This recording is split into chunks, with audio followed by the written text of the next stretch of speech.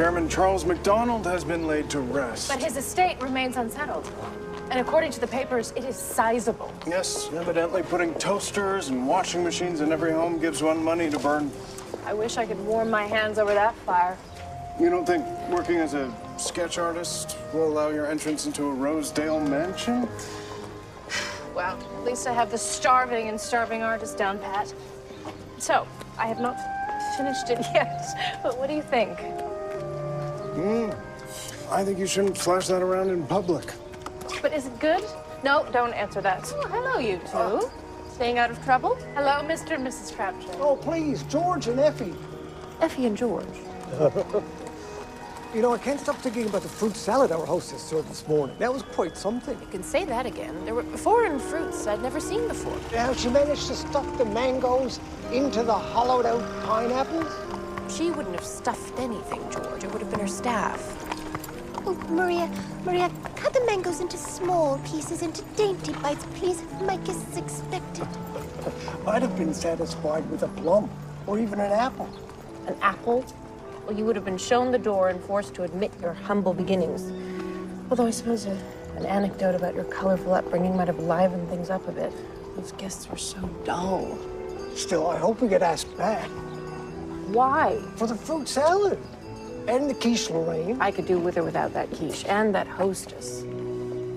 She was all right. She was such a fake. She was born in Rainy River, Ontario, not Buckingham Palace like she'd have you believe. If you look at that. Is that blood?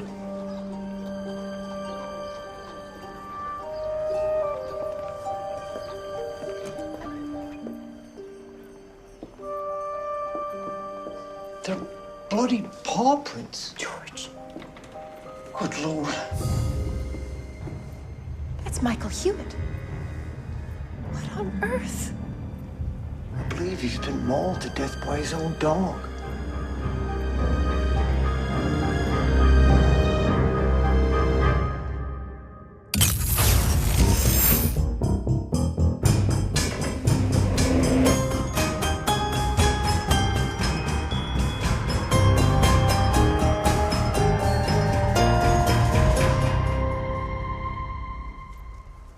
You knew Mr. Hewitt? A little. I saw him at Law Society events and the like. What can you tell me about him? Not much, I'm afraid. He was a good lawyer, well-connected. Right. Given that these are nearby, I'll assume that these were his latest cases. That would stand to reason. Could you assist me and have a quick look through them? Perhaps one of them will offer up motive for this. Let me see what I can find. Miss Hart. He was hard at work on a Saturday afternoon. Clearly didn't work himself to death. Miss Hurt, would you agree that he's been mauled to death? Mauled? There's evidence that a dog was present at the time of Mr. Hewitt's murder. I'll grant you that while these scratches are unusual, no dog killed him. How can you be sure of that? There's a single puncture to his jugular. He also appears to have suffered a blow to the head. Well, still, perhaps we should find the dog. It might shed some light on what happened. George. Well, sir, you remember a few years back, they used dogs to track Jack the Ripper. They're very clever. Yes, an experiment that resulted in one of the dogs attacking the police commissioner. Oh. Oh, what's this?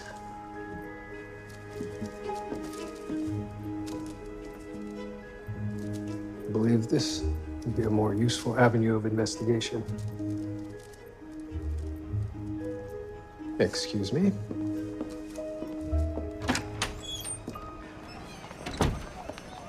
What's going on? Who might you be? Miss Wilma Fruling. I own the salon next door. What happened here? I'm afraid the body of Mr. Hewitt was found earlier today. Oh, how awful. Did you happen to hear anything unusual this morning? Well, it was finally quiet around here for one thing. Is it generally noisy? Hewitt's dog has been barking non-stop all week. I was losing my mind. And what time did the noise and barking eventually end? 9:30, just as my wash and set arrived. Thank you, Miss Verlin. Pardon me, sir. Toronto Constabulary. What's your business here? I'm a partner at this firm, Christopher Landell, and I'd like to get into my office. I'm afraid that's not possible. And why not? Earlier this morning, my constable discovered the body of Mr. Hewitt. Michael's dead. I'm afraid so. We are now conducting a murder investigation. Was your partner working on anything that would put his life at risk? No, not that I know of, though I've been out of town at a conference for several days. What type of cases does your firm work on? Nothing dangerous, if that's what you're asking. Contract laws, wills, trusts. May I ask what exactly happened? Admittedly, at this point, we know very little, save that Mr. Hewitt's dog was here at some point and has since escaped. Michael didn't have a dog. In fact, he hated dogs. He wouldn't have been caught dead with. Oh, well, I suppose he was.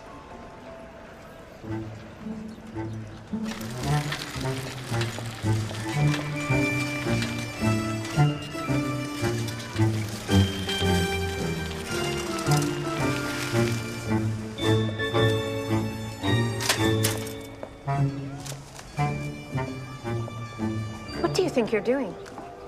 What business is that of yours? I'm a morality officer with the Toronto Constabulary. And? And you were creating a lewd image. I was trying to capture the male form. I don't give a whit. I'm issuing you a fine. You'll have to catch me first. Stop! Failure to pay the fine results in conviction!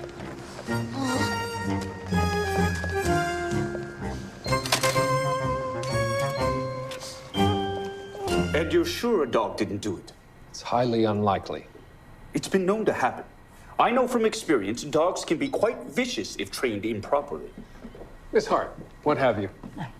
The scratches on Mr. Hewitt's neck were made by something uniform. Like a dog's paw. Like a small rake. Puncture to the jugular was jagged and sharp. And what of the contusion to his forehead? Heavy impact by a blunt object. What are you up to now? I'm conducting a pH test on this white powder that was found in Mr. Hewitt's office. And the test has confirmed my suspicions. It's talcum powder. Very good.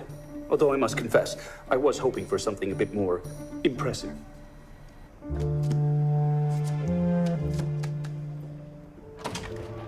Miss, What's going on in here?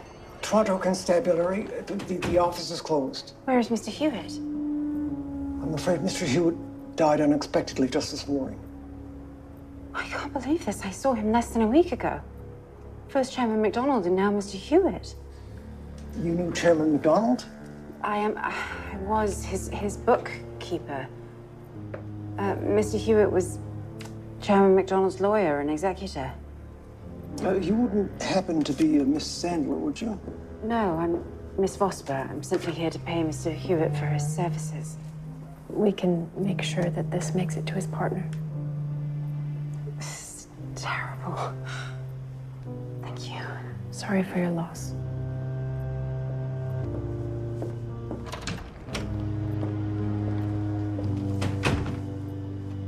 So Hewitt was the executor to the estate of the richest man in Toronto. And now that MacDonald's dead, his fortune is in the wind. I best inform the detective.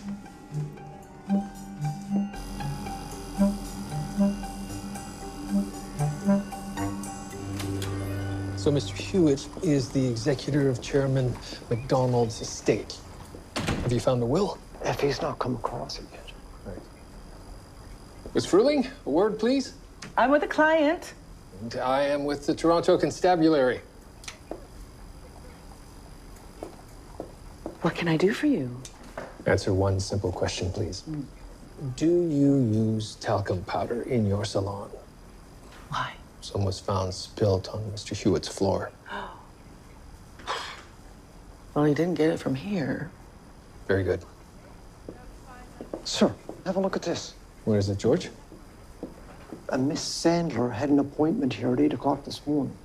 And that's pertinent because... I found a calling card with the name Sandler on it in Hewitt's office. Well, perhaps she's responsible for the spilt talcum. Let's bring her in. So sorry, but this is so terribly unexpected. I didn't know him well yet, but I believed Mr. Hewitt and I were destined to become close. So you called on him for what purpose? I met him last week by chance at the King Edward Hotel. I sensed an attraction. Ah, so you arranged a visit. I made an appointment at the salon next to his office and used it as an excuse to drop by afterwards. And was there a connection? He acted like he barely remembered me. I was embarrassed, so I hurried out of there, and in my haste, I dropped my pocketbook and my talcum powder fell out, and the dog made a beeline for it. Mr. Hewitt tried to stop him and hit his head on the desk. Oh. Oh. Anything else? Yes. He apologized for being distracted, but he said he was about to have a very difficult conversation. Did he say with whom? No. Sir, Miss Hart's report said that the murder weapon was most likely an animal grooming tool. So I had to look through this Eaton's catalog and, well, have a look at a couple of these, sir. Well, that certainly looks like it could have gotten the job done. Oh, I wouldn't want to be on the wrong end of that. Cool. Ah, Effie, what have you? Mr. Hewitt's correspondence with the late Chairman MacDonald. It mentions the dog. The dog? What does the dog matter? Well, it matters plenty. That dog is Toronto's newest millionaire.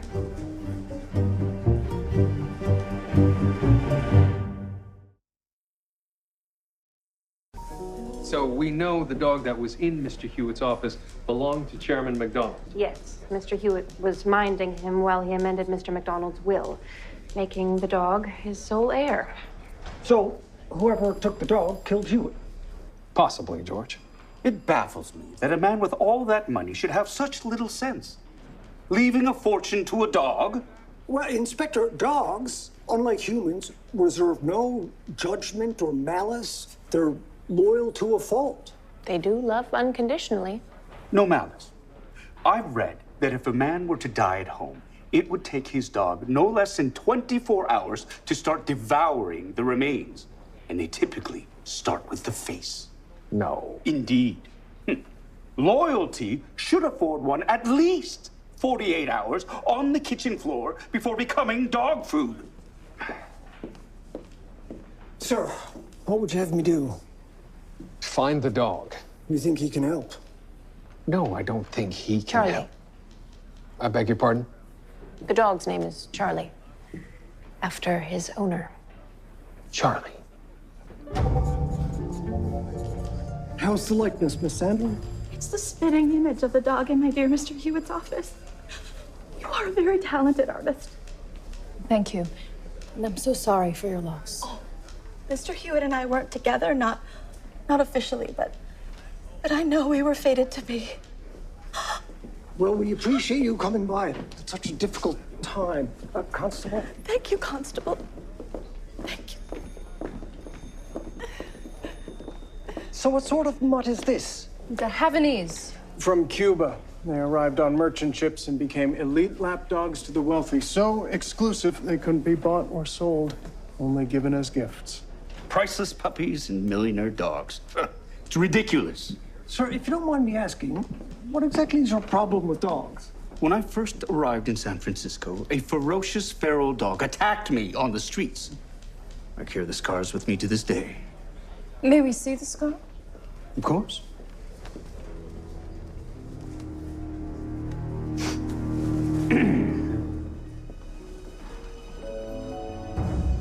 Sir, the attack must have been harrowing. It was. The Papillon is a breed not to be trifled with. Papillon. Those dogs are quite small. No more than 10 pounds. It's not the size of the dog in the fight, Detective. Thank you, Miss Lehman. We'll make copies of this and get them up all over town. My pleasure. Well done. Not the gallery opening you'd imagine, but a showing on every post in our fair city. Good work, Detective. I tried to ticket her earlier, but she escaped. What did you arrest her for? Arrest her. Iona Berger, meet Olivia Leeming, sketch artist for Station House 4. Olivia is tasked with depicting suspects, missing persons, and in this case, a dog. I don't care if you've taken over as chief constable. You created a lewd drawing in public. A lewd drawing? The first ticket was for indecency. This one? For evading an officer. So, no sign of the will? Not so far. I was curious. Did any family members take issue to Chairman McDonald's will being amended? McDonald had only one living relative, a nephew, Howard. He believed he was next in line for the fortune. What did your partner think of the changes? I don't know. It's our job to fulfill our clients' requests, as long as they're legal, of course. And Howard McDonald, what was his reaction? Let's just say I would have liked to have seen the look on his face when he found out who's getting the keys to his castle. We don't know each other very well yet, but I want you to know I do understand the challenges that go along with a position such as yours. I'm not so sure about that. In our business, each of us enforces the law in ways peculiar to our personality. My personality has nothing to do with how I perform my duties. For example, I tend to favor leniency for first-time offenders, like Miss Leeming. Not me. Yep. Pretzel? Ah, from your pocket. No, thank you. Did you really need to ticket Miss Leeming? Would you consider rescinding the tickets and issuing a warning instead? She is one of us now. I am an officer of the law, and I caught her creating an indecent picture. It is my job to find her. Wasn't decency somewhat a matter of personal taste?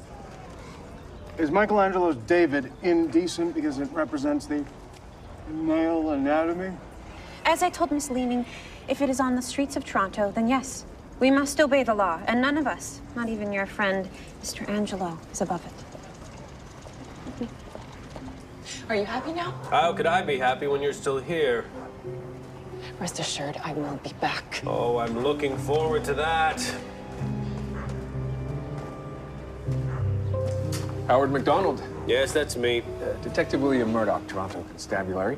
I'm investigating the murder of Mr. Michael Hewitt. I had nothing to do with that. He was in the process of amending your uncle's will to reflect his final wishes. Did you know that? A dog took $10 million from me. Yes, I knew about that. That dog is now missing. Did you know that? If you want to talk to anyone about that, you can talk to Ms. Bowerman, the woman who just left. Why would I want to do that? She owns a dog breeding business up in Mono Mills. My uncle purchased that dog from her. If you ask me, she is behind all of this. Go on. She had repeated visits with Mr. Hewitt in the days before his death, and my uncle's staff tells me she's now the dog's legal guardian. Just to make sure we also cover the ward. There's no end to violations of city bylaws. Here's where our philosophies diverge. In what way? Do you really believe it's always in the best interest of the citizenry to adhere to the letter of the law? Yes. But what about justice? After all, that's the spirit of the law, or at least it meant to be.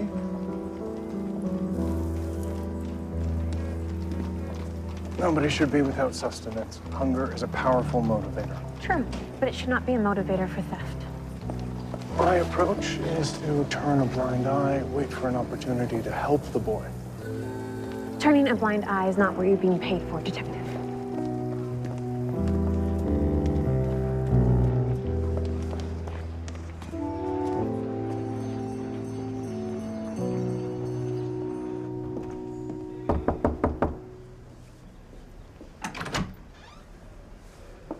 Miss Bowerman, I'm Detective William Murdoch of the Toronto Constabulary. What can I help you with? I'm looking into the circumstances surrounding Michael Hewitt's death.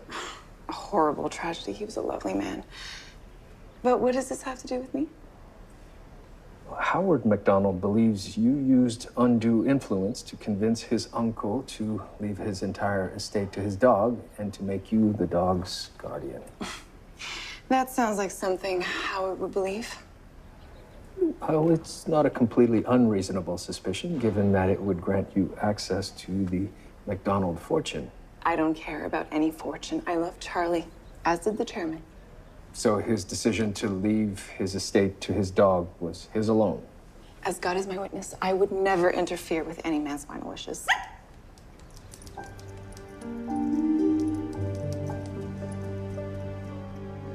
Isn't that a Havanese? Yes. Emma Bowerman, you're coming with me.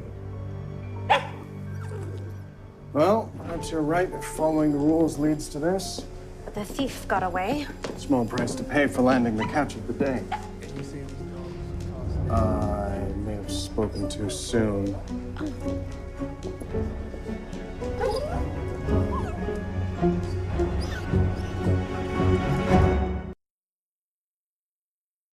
Two of the same thing. It's the Mona Lisa all over again. Where did that dog come from? I've been trying to tell you, that dog is Charlie. We owe his discovery to Miss Berger. She was on the trail of a stolen sausage. We caught the young thief trying to feed it to this dog. This is Darcy. He is Charlie's litter mate and as poor as a church mouse. And this one is Charlie. You can tell by the way he carries himself with a certain aplomb.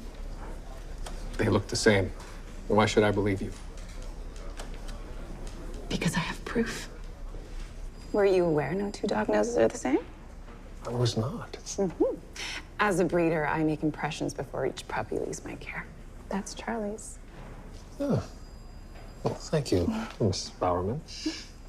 But I do have a few more questions before we get into comparing nose prints, if you wouldn't mind. I am an open book detective. You visited Mr. Hewitt several times in the week leading up to his death. Why? I wanted to make sure he had honored the chairman's wishes and amended the will. And what did he tell you? He said he planned to, but that he was dealing with a slight complication. What sort of complication? He wouldn't say. That must have been frustrating. Of course it was. That's why I kept going back to see him in the following days. Did any of these conversations become heated? Wait a minute. I see what you're doing. Are you accusing me of killing Mr. Hewitt? You had very strong motive and ample opportunity. Except I wasn't even in Toronto the day Mr. Hewitt died. I was in Collingwood with Darcy. Shame Darcy can't corroborate that story. But he can. The little champ was providing stud services to a fellow breeder. We were there all night. This is my train ticket. Isn't still what?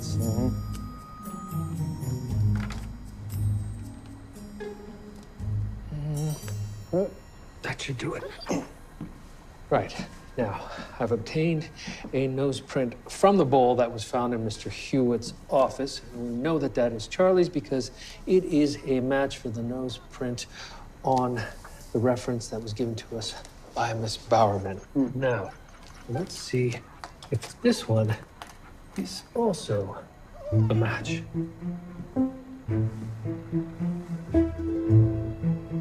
It's definitely a match. This is Charlie McDonald. So the dog I found is the millionaire. The heir to the McDonald fortune. Charlie belongs to me, Detective. Without evidence of the will, you are not their legal guardian yet. As much as I'd like to be rid of these mutts, the detective is right, Miss Bauer. These dogs are purebred. I'd wager their parentage is less ambiguous than some of the constables in your employ. Perhaps the dog should stay and I should leave. Mr. Lindell, what have you? I found the will. It was in one of the old safes that we rarely use. What does it say? It appears Miss Bowerman is right. She is indeed the dog's legal guardian. I told you. And the dog's name is Charlie. Thank you very much. You get to sleep in your bed tonight at last. I'm afraid I can't allow that. Why in heaven's not? Mr. Hewitt's killer is still at large, and as such, the dog may still be a target. We simply don't have the manpower to guard him or you in a large Rosedale estate. The detective's right. Let me take you home. You can see Charlie in the morning. Guard him with your life, detective. And don't forget to pet him. Charlie likes his cuddles.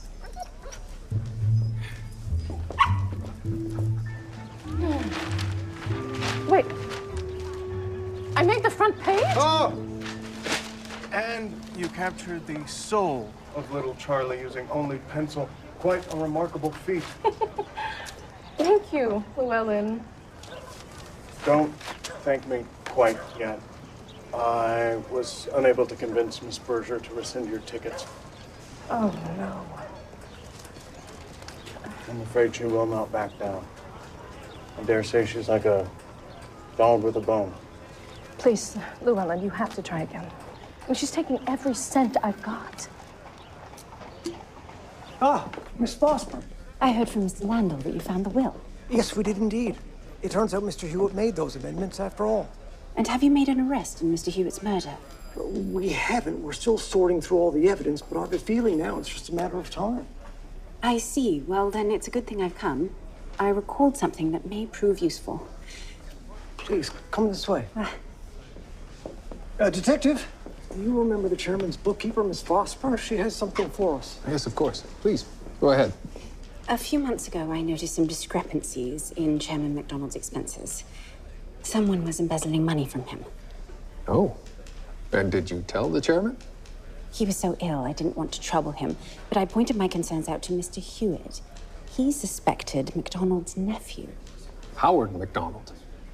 And did Mr. Hewitt speak with him? He told me that he was going to confront him.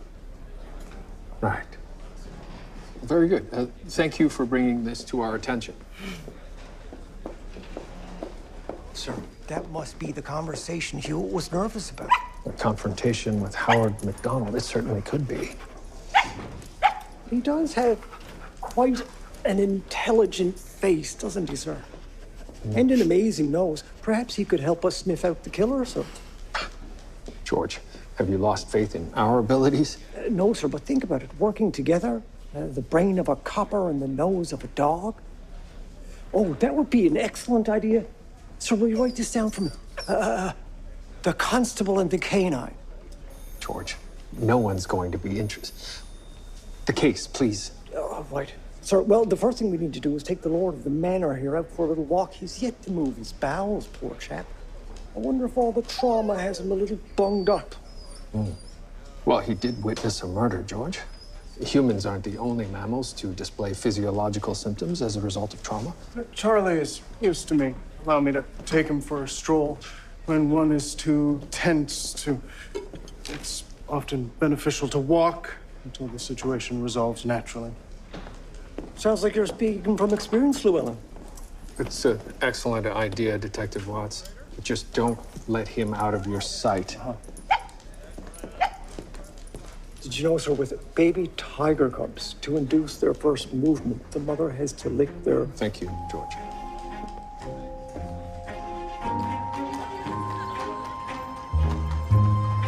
All right. Charlie, let's go. Yes, over here. All right, much better. Need some privacy or... Yes. There we go. Feeling restrained. Maybe I'll take this off. There you are. Better? Unleashing a dog within 5 feet of food stalls is strictly prohibited. Of course it is, Miss Berger. Did you not learn anything yesterday? If you stick to the rules, then... What was that? A gunshot. He's after the dog. Take cover. Stop right there!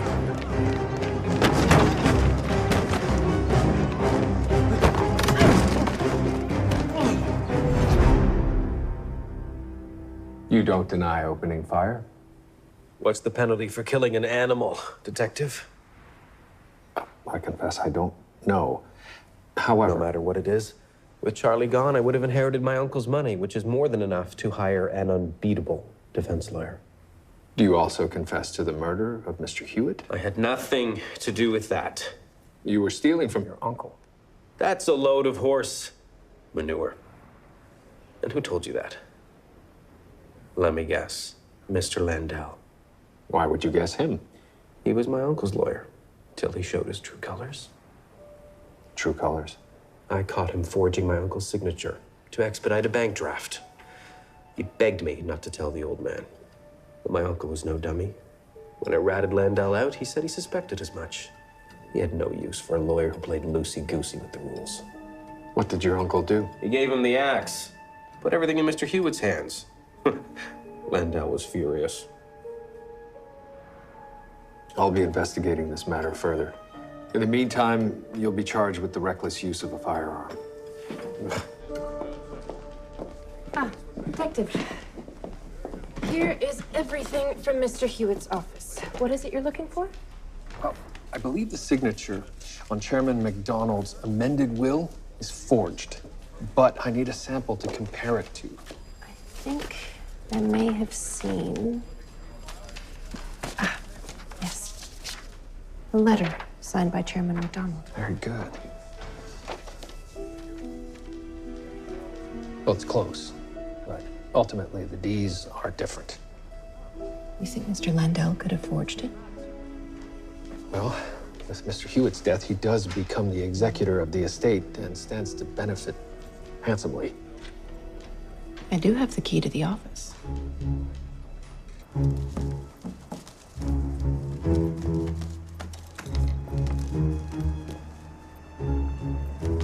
Well, looky here.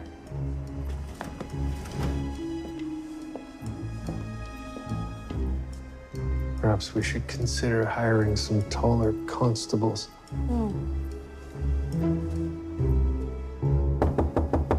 Mr. Landau, Toronto Police.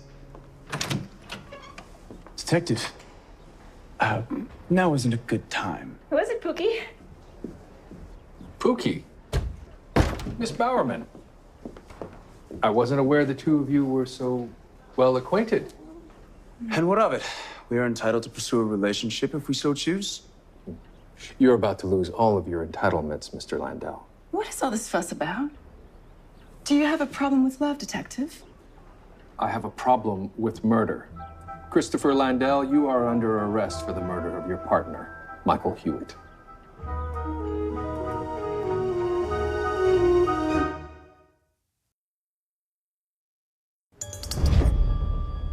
I simply used Mr. Hewitt's notes to amend the will to reflect Chairman McDonald's exact wishes. And forging Chairman McDonald's signature entrusted guardianship of the dog and its sizable fortune to Miss Bowerman. You are now romantically involved with her. Did the two of you conspire to kill Mr. Hewitt? We didn't conspire to do anything. Emma was not even in Toronto when Michael was killed, and neither was I. You were there. You saw me arrive.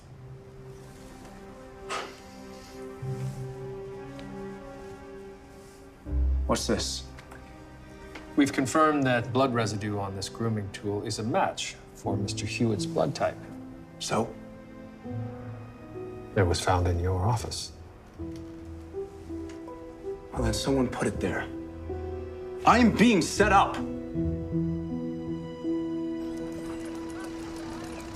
Detective, I spoke to some witnesses. It turns out Mr. Landau was indeed at a conference in the bars when Hewitt was killed. Huh. So Mr. Landau was telling the truth. The murder weapon was planted. Right. Howard McDonald does have a good number of grooming tools in his stables. And a great deal to gain by planting a murder weapon. Oh, this is looking promising. Sir, we should give him some space. Nobody likes an audience. Right.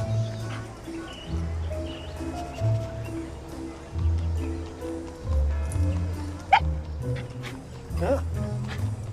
Oh, good boy.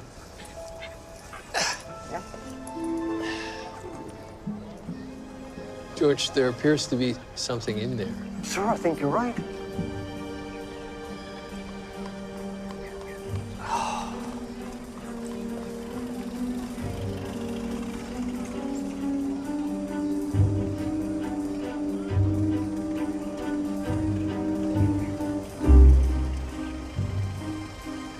Is that a key? A safety deposit box key? Sir, this is not the way I thought Charlie would help our investigation. Man, nothing to see here. Move along. Police business. Some sort of business. What's all this? They're financial records belonging to Chairman McDonald, and they were in a safe deposit box rented by Michael Hewitt. Did they bring any clarity to Mr. Hewitt's murder? I don't know yet. So I've asked Miss Vosper, the chairman's accountant, to come in.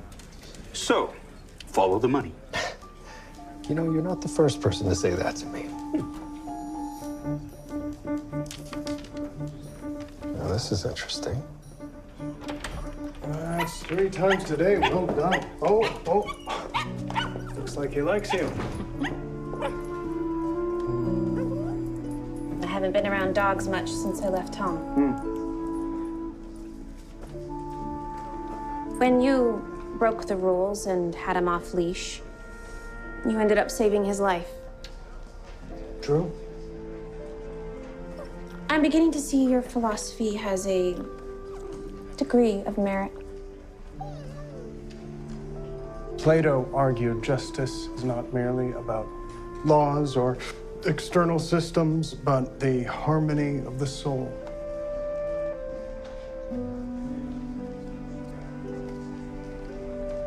Miss Vosper, I need your assistance to confirm that we indeed have the documents required to prove financial wrongdoing. Bank drafts to pay for property in the Hebrides, art purchases, first-class round-trip tickets on the Queen Mary prior to the holidays. All justifiable expenses. Even though Chairman McDonald had been bedridden for over a year. Exactly. It was purchases like these that first roused my suspicions. Many of these bank drafts are payments to places Howard MacDonald frequented, according to the social papers, that is. Indeed. And that is why I believe... Oh, young man. All right, young man, you have... Oh. Seems you have dog hair stuck to your coat. What? Because there is also blood.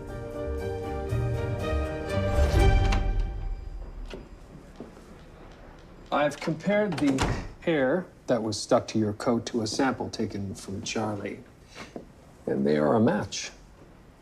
And what does that prove? That you killed Mr. Hewitt, and you stole Charlie, didn't you, Miss Vosper? I didn't know such thing. That's absolutely preposterous. I had a look through the receipts, and there were some from a jewelry shop that my wife used to frequent. Here, take a look. There's one for diamond necklace. I believe that's what you're wearing now, Miss Vosper. What, this? No, this is cut glass. It's costume jewelry. I'm not so sure about that. We also confirmed that Howard MacDonald had no access to his uncle's accounts.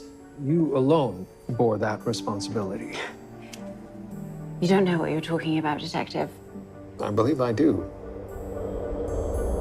Absolutely not, Miss Vosper. Mr. Hewitt became aware of your scheme, and you had an argument. No matter how you tried to justify your actions, Mr. Hewitt had little interest in what you had to say. He had proof of your theft locked away in the Bank of Toronto. The dog's grooming comb was right there, and you attacked him. What are you doing? Stop! He tried to fight you off without hurting you, but you showed him no such mercy as you delivered the fatal blow.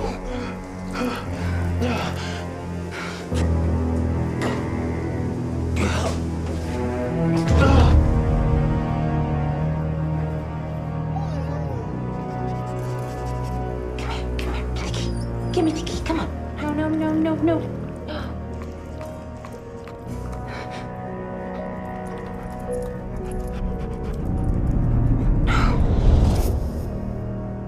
The money I took was already spent. Why did he try and stop me? I just wanted the records, and then the damn dog took the key. You killed Mr. Hewitt. Why did you not also kill Charlie? I'm not a monster, Detective. Killing a man is easy enough, but what kind of woman would kill a defenseless dog?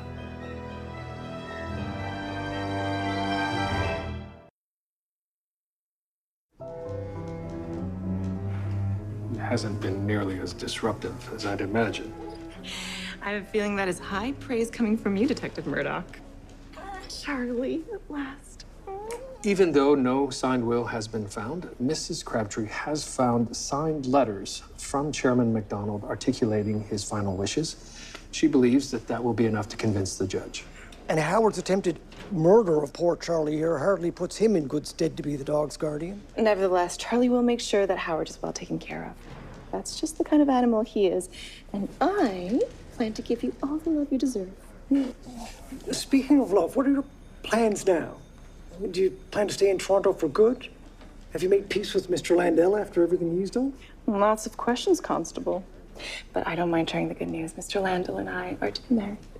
Oh, but he's been charged with fraud. He'll be disbarred.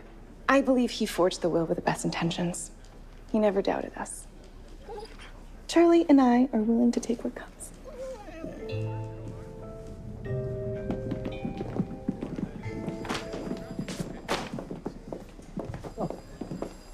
Oh, we're all headed to the Star Bright, Miss Berger. Would you like to join us? I hardly think that would be appropriate, Detective. Mixed company, a drinking establishment. Do you really think someone in my position should act so recklessly? You change your mind.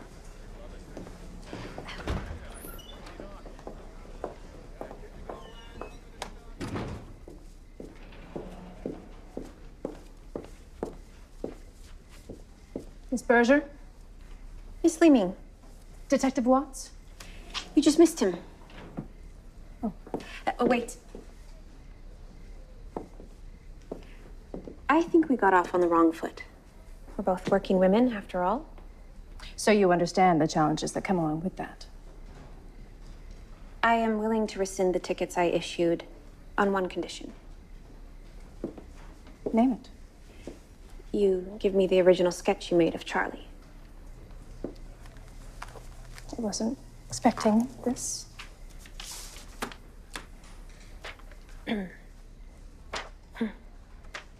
This is going to make my bedsit feel more like home. But could I have another look at that other drawing?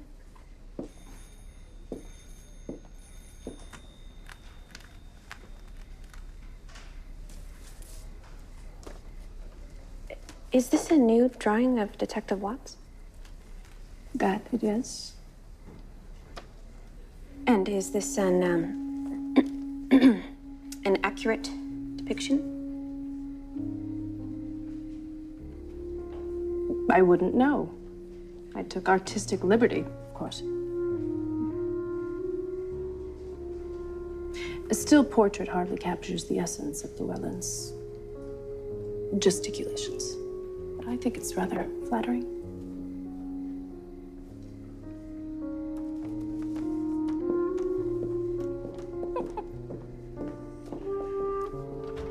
I would have to agree.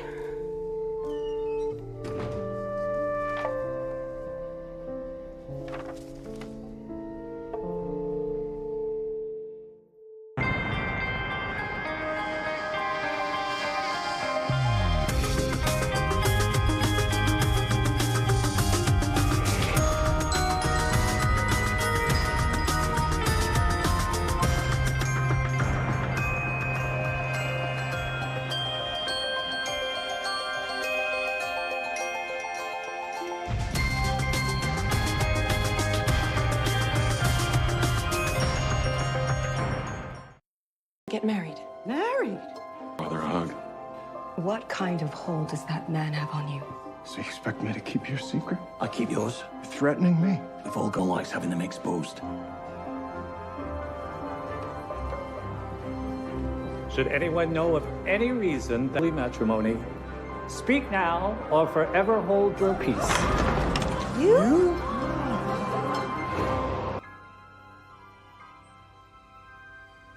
George, what do you want to do? How long are we expected to stay here? Effie's gone home. Leave as well. You don't have anything you want to say about any of this? I'm sorry. Hollow words. She loved you, you know. And she is my dearest friend. Enough.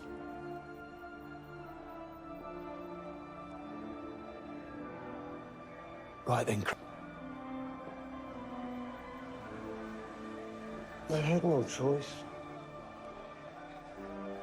I had no choice. You left that poor woman standing at the altar. I thought you were a better man than that, Crabtree. Would like to tell us, George? Anything at all? Oh. George?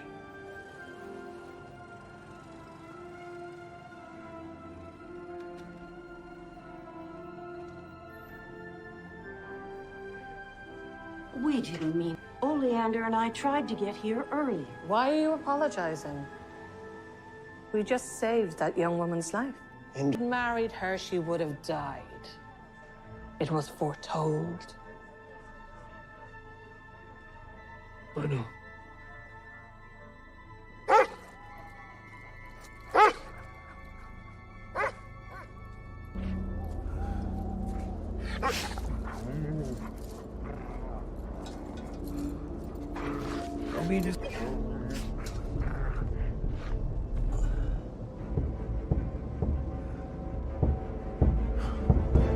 Anyone, help! Just a minute more. We'll get you out.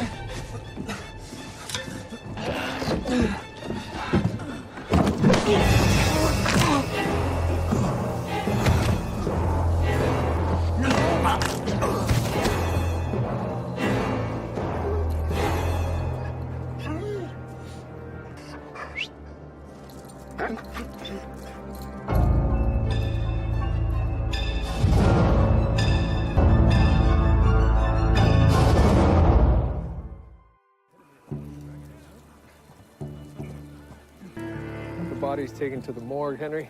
Of course, sir. Although Mrs. Hart is away until tomorrow morning. Are you suggesting we wait? What do you think happened here, sir? I have no idea. Someone may be playing a hoax on us. A hoax? Yes, they've Stan committed this crime. Let's proceed as though no one has risen from the dead for now, Henry. Very good, sir. Thankfully, both men were without family.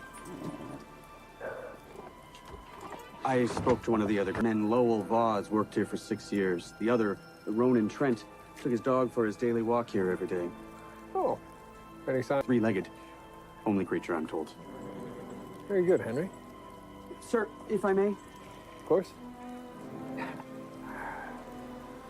I think George left the woman he loves at the altar. Yes. I've been doing this, Henry. I still don't know the inner workings of man's mind, much less George Crabtree's. Stage the whole thing so he wouldn't have to marry. Where might we find this groundskeeper?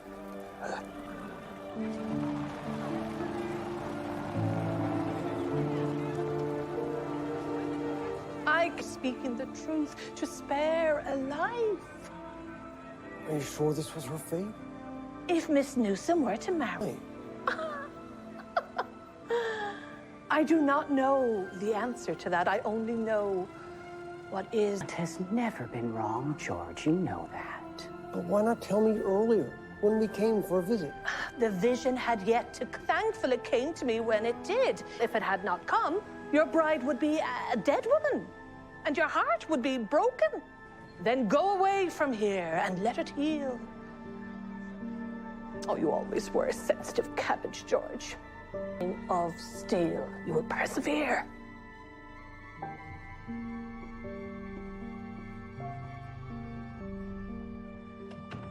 It's not even consecrated land. Shouldn't have been anyone buried over there. Well, it seems there was. Do you have a list of the recent arrivals to this place? That I do. And you can provide it? Of course. Found. There wasn't no plot. I see. Well, it seems to have served the same purpose. It was a hole the devil got out of.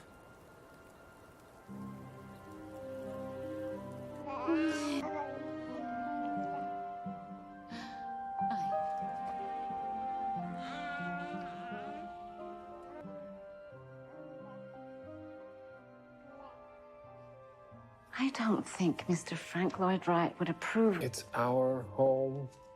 I don't know if he'd see it that way. What's caught your attention? Pauper's Field. Why is that? Well, if I'm to believe the evidence before me, one of them has risen from... I take it you don't believe that. I'm not George Crabtree, Julia. Have you spoken with him? Walk out on his wedding? Apparently, one of his aunts warned him that if he were to marry, his bride would be doomed to die. Talk sense to him. It's George, Julia. Sometimes common sense doesn't work. What are we doing with... This gift. It's hideous.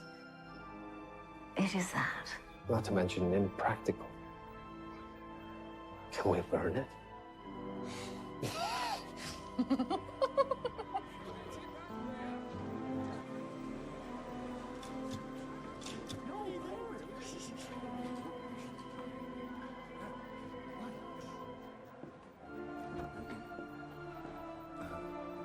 All right, if anybody has anything to say it now. Where's Watts? He left. Left for where? He didn't say, and no one saw him go. I think the detective with a murder investigation. The killer came from beyond the grave. It's right up your I'm sure alley. he'll do fine. George! Oh, for Pete's sake. What are you doing? Here I came to apologize, not for my prediction, but for my manner. Are you here on police business? I'm here to see my... We're working here. Sir. I'm asking her to leave. Do you have an issue with that, Crabtree? Don't worry, George. I'm leaving. You need to get your house in order. Sir, she's just trying to protect me. I don't understand you, Crabtree. You've been working for the last 15 years with the most yet you still believe all this mumbo-jumbo claptrap that you get fed. Sir, my aunt has never been wrong. It's all right, George. I understand. You do? Yes, you're a lucky man. Lucky? How so? But you were too afraid to ever say that. So when your aunt walked in, you had the perfect excuse. Almost as if you planned it. Higgins, watch what you're saying. Shut your mouth. Right, fuck it in the patio. Crabtree, get out of here. Sir, he's trying to insinuate... I don't give a toss what... Not a word. Inspector Thomas Brackenreed. Who are you? What do you want? Raymond Feld. I'm busy. It's a matter concerns the both of us. It's about a man named Llewellyn Watts. Follow me.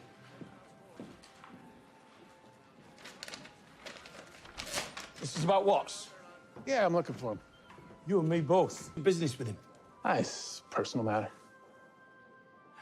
Whether Watts is here or not, he's still in the employ of the Toronto Constabulary. It's your business with him. I'm hoping he can help me locate a Mr. Jack Walker. How can Watts help you with this?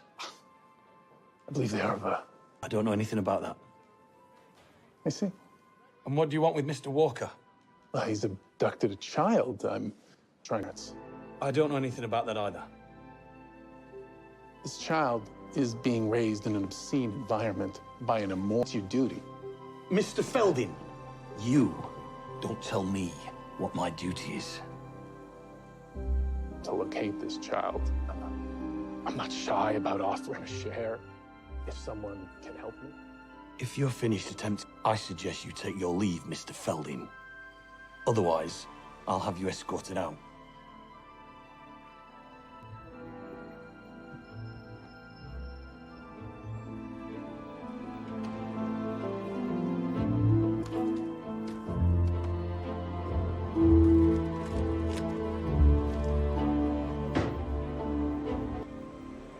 Sir? What have you, Henry? I've contacted the records office. They're assembling files on all recent hospital deaths. Very good. Thank you. Julia, is everything all right? Yes, everything's perfectly fine. Perhaps too much. Is she reading her writing yet? Actually, William has her working on her maths right now. That's a joke, right? I wish it were. William, I'm thinking of returning to the clinic. Julia. Not every day, but Ellie is taking such excellent... We're paying her. Did I hear the clinic mentioned? Could Margaret join you? I know she valued her time there. Oh, yes, of course. If you think it's best. And where are you off to? Hospital records office. So I'm looking into the circumstances behind all of their Looking for a member of the Walking Dead. Perhaps you should start at the Mason's Lodge. Do you mind if I join? Of course. Sir, any news on Watts' whereabouts? Not as of yet. I don't know. He appears to have vanished into thin air. Carry on. Much better than the ones in Canada. Hey, of course they are. This is New York City. Everything's better here. Would you like some? Hello? All finished for the day? Yes, indeed, I'm all yours. Good Lord, how many of those are you going to eat in a day? I don't count, I simply consume. Oh. We'll have to put a stop to that. No. Please don't. Please don't.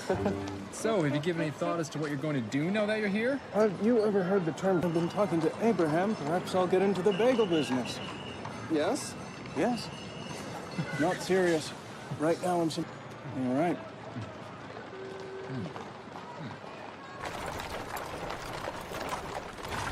So there's himself. None that I can find. Are you sure? You said there was no record of anyone being interred. A hoax? So it's your theory that a live person staged this murder and then assigned the blame to... Who would believe that? I can think of one constable at your station that might. Still, I don't think it's likely. Talk to him, William. Well, he still has a chance with Effie. If George wants to discuss it with me, he will. Well, you need to press him on. I'm not comfortable with those sorts of conversations. Well, you need to get comfortable. You have a daughter now. Things are not pleasant. Need to be discussed at some point. I know. That's why I have you. All of the deaths from St. Michael's are accounted for. I do hope follow us in our footsteps. What would you have her do instead? Something exciting. Theater? I just want her to live her life not surrounded by death.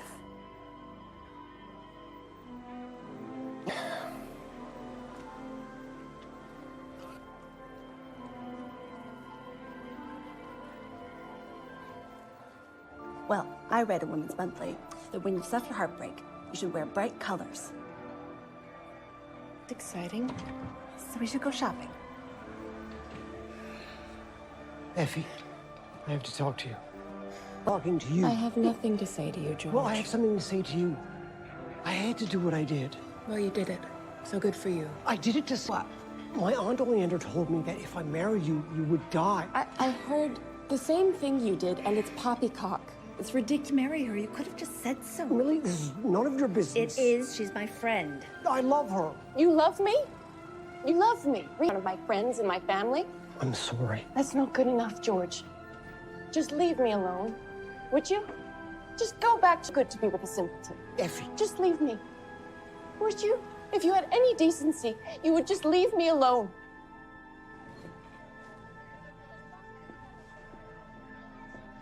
Effie.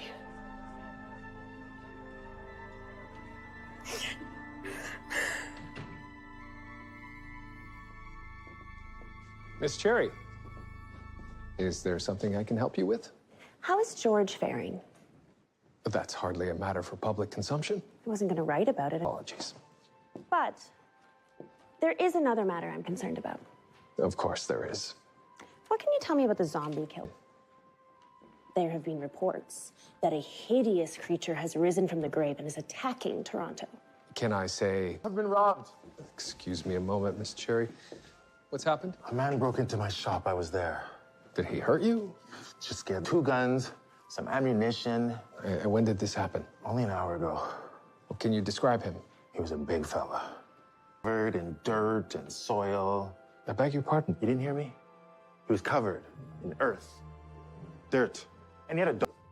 3 legs. The constable will take the remainder of your statement. Twist.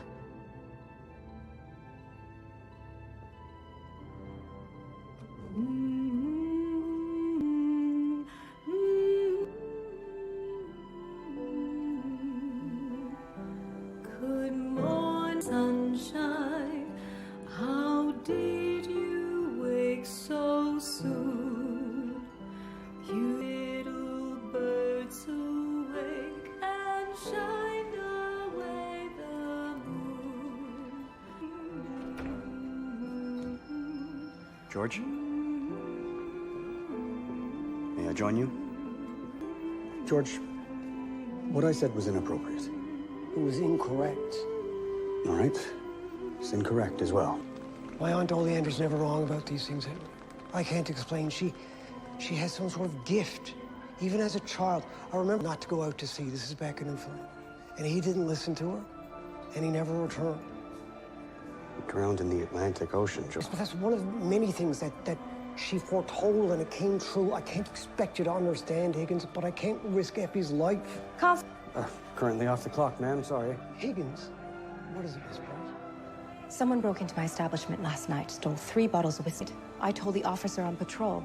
He did nothing. Well, unfortunately, with that kind of thing, unless we catch somebody in the act, there's little... Surprise. Sorry, I can't be more help. Yes, well, if all I heard is true, after the last couple of days, on the house. Not for you, though. Good Lord, does the whole world know? George, you and Effie visited your aunts, did you not? We did. And they said nothing about this while you were visiting them?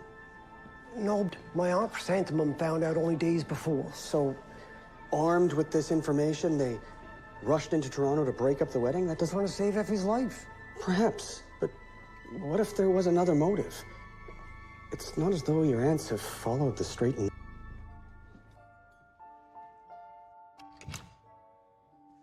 George wants to speak to me. Then we must give him no reason to doubt the accuracy of your predictions. Thanks for coming to see me. Again, Can I ask why you came all the way here to do so?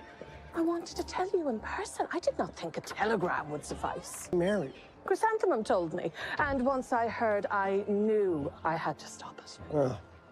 So my upcoming marriage didn't... No, it did not come to me in a vision, George. And you know better than to mock me. Well, maybe I wouldn't if you hadn't stolen my happiness. Intention.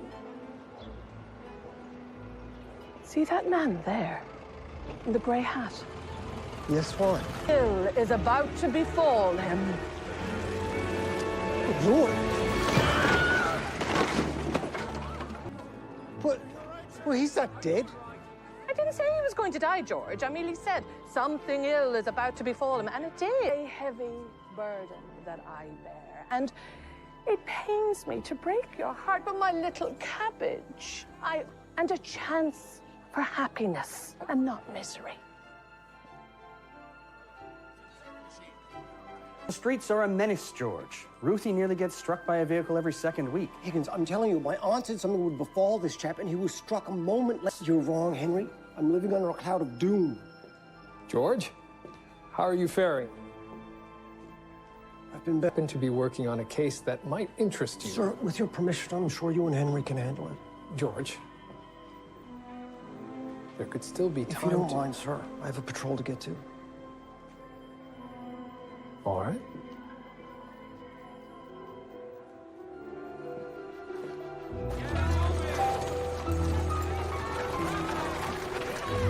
I'm certainly glad you're here. Thank you. Saves on having to pay someone to look in on him. Ah, very funny. Shall see you when I... Well, Samuel, what do we do today? And nothing else was stolen? Whiskey. Should get some new locks for the door. You do work with the police. Perhaps they could come round more often. Harm than good. I think we can tend to ourselves, Miss Bright. The books all appear to be in order. Yes. That is our tribute to Alderman Prescott. We're paying him now? Keeps the door. I did tell you, didn't I? Did tell me what? That given the chance, I'd make something of this place. Get a hold of it. It's a good thing my father died. That is not what I intended to say, Violet. I share a similar sentiment. Good night. Jack's out. Can I help you? Did you see anyone near my flat? No. Are you sure? You didn't hear anything? Look. One moment. I can see that. What am I supposed to do? Everything that I own is in this room. Appearance in these matters?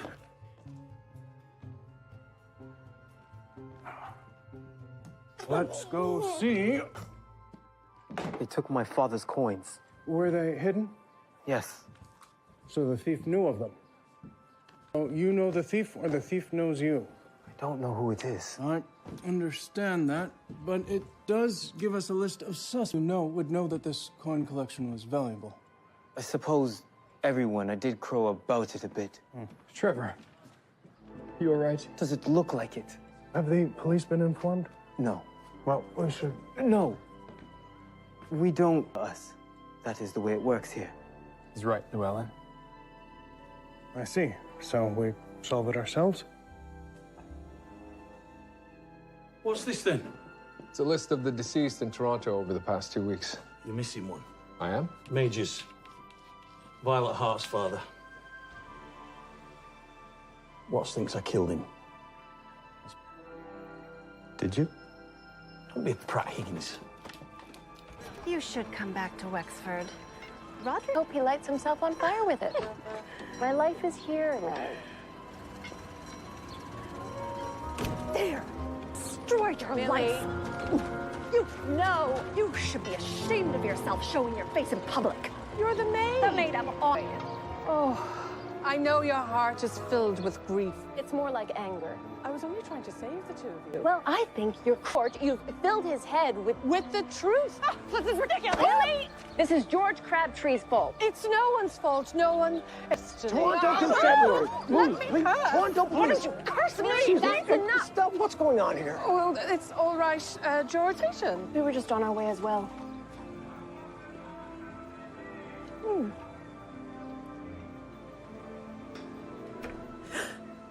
Detective, I was just about to leave. How can I help you? I understand your father passes. Thank you. If I may, what killed him? He had a brain embolism. Very unexpected. Buried. Why do you want to know that? Just paying proper attention to a case I'm on. His body him well enough to know that's where he wanted his resting place to be. Could you provide me with the location of his final destination?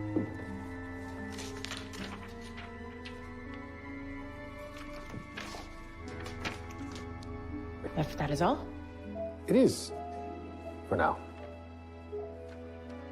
Well, I'm going to head to the Starbright car last night, and the police have done very little about it. The burden of running a black business, I imagine.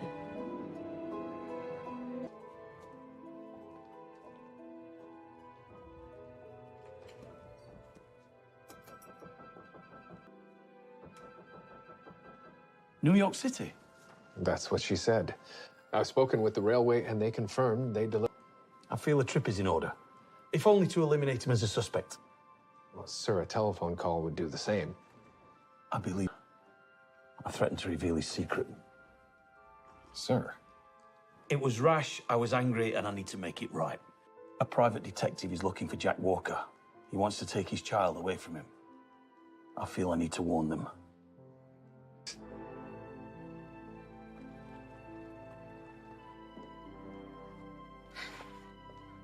Thank you. A most fulfilling day.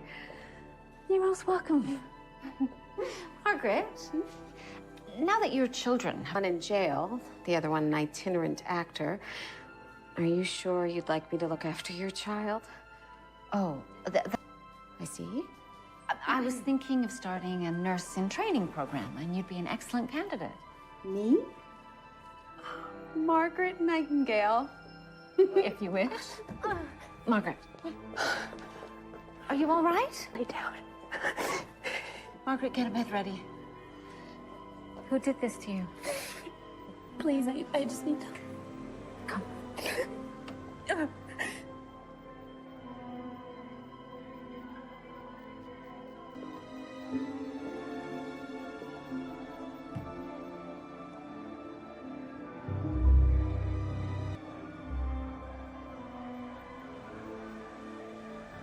Anybody there?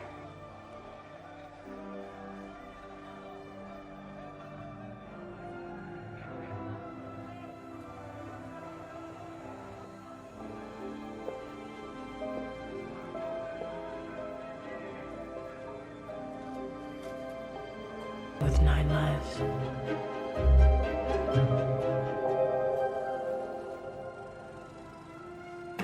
There's your mother now. How was your first day back at the clinic? Oh, trying, but it's good to be. You seem troubled. A woman came into the clinic just as we were closing, badly bruised. Upstairs. Ah, I take it that wasn't the case. I've seen enough bruising in my life to be salted. Oh. Would you like me to speak with her? Oh, I'll speak with her. Oh, anyway, don't you have a zombie to catch? Oh, yes. I promise that Mama and Papa are going to take care of you no matter what. George! Oh, grief. Why are you two here? To make you feel better. Speak. Why should I? Nothing good seems to come of it when you open your mouth. George Crabtree, your manners. We wish a party. A party? Are you mad? Well, it is your birthday in 3 days. We should celebrate. With family. Yeah, well, I'm sorry. I'm not interested. Now, if you don't mind, I have to work tomorrow. Party. If you... Oh. Excuse me. Hello, Miss Newsom. Henry. I don't know how I can help you. Henry, I'm desperate. Well, I can see that. You called me. How well do you know George's family? Only what he has told me about them. Didn't you meet them all? Yes, but it was only it seemed pleasant enough. Even the scary witch? Well, she didn't present herself as such at the time. So you know nothing? I know a few of them are ladies of easy virtue, but George thinks very highly. Yes, well, that's plain or because of them. Henry, can you talk to the Newfoundland police and find out everything you can about them? George and I met most of them when we went last year. There was no hint of this curse, even though it was clear that George and I were together. So, we're a team then? For better or worse. Good day. Thank you, Henry.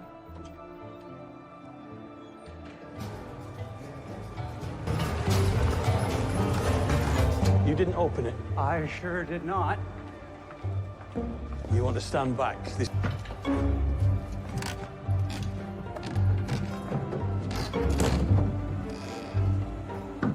That's supposed to mean. It means someone's pulled a fast one.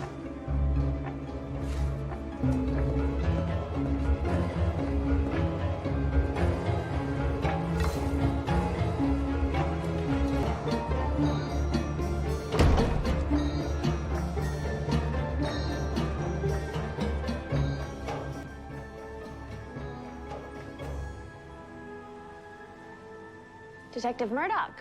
Miss Cherry, Zombie? other than the fact that I am not pursuing a murderous zombie, no. So he can run free on the streets. Miss Cherry, you are well? What do you want? Do you have any friends? May. May I impose upon you a favor, then? As long as you remember my golden rule. Tit for tat. We should cancel our subscription to this rag. Is that drivel? Miss Louise Cherry has clearly lost her mind. Who would believe such rubbish? Miss Cherry is not stupid. I don't know. I don't know what to think. Look at this. I don't know. Who left it? No idea. You can't think. Don't be foolish. He's dead.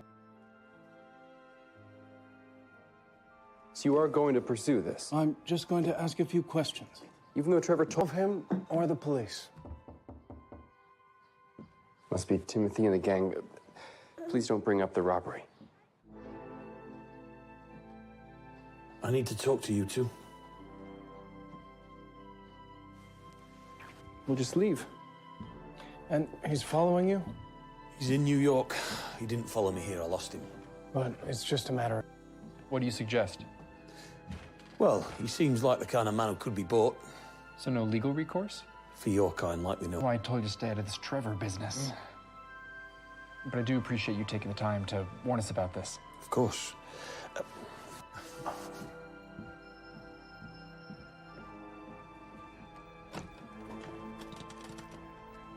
Station House 4, Toronto, Ontario, and I'd like to speak to Detective William Murdoch, please. Let the fun begin.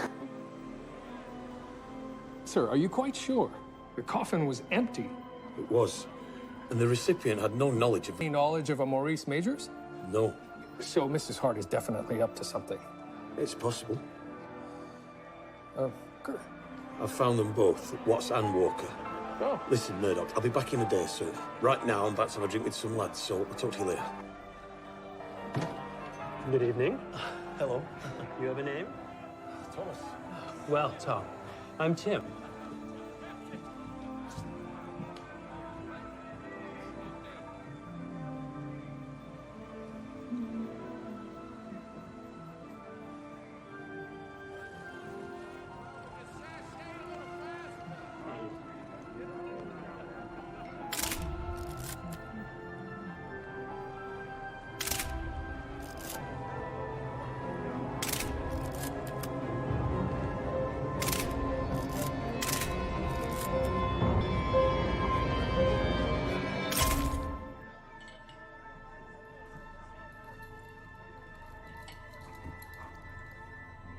You have a table?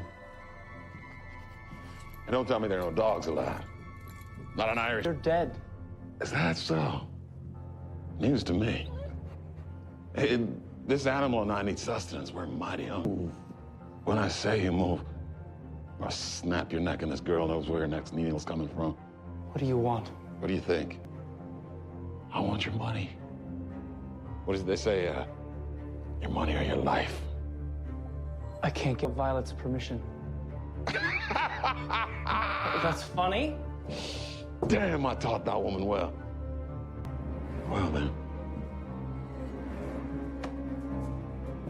You best get her permission. Son.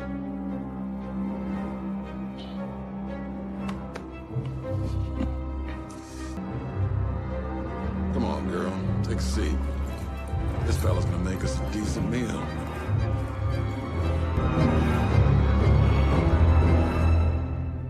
You were to come down for tea. I don't like to see him suffer. It won't be much longer. His birthday is fast approaching, and then it'll be over, and he can marry her.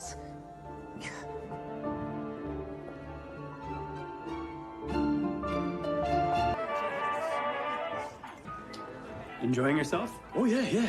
Good bunch of lads. Oh, excuse me, boys. The little fella on the couch even likes footy. Perhaps you could teach me. So do you have a place to stay while you visit our fair city? Could I have a moment? I don't want things to get awkward. It wouldn't. I don't bat for your team. And anyway, I'm a married man. So was I. Am I going to be able to keep my son, Samuel? It will be difficult if the police get involved. Difficult? His mother's parents have claim. He's my child. They'll show you're not fit. I'm his father. I know. I build a life in Toronto, and I lose it. How is that just?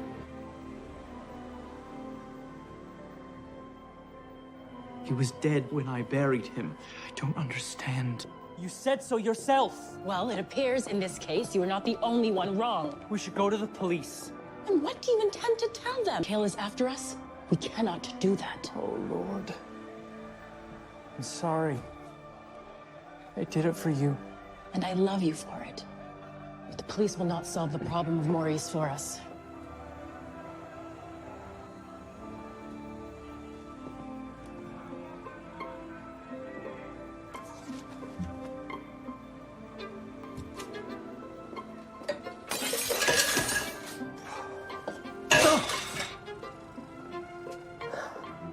Open up. I'm not going away, George. I know you're in there. Henry, I appreciate for consolation. I'm not here to console you. I have something you want to hear. I've discovered something suspicious about your Aunt Chrysanthemum.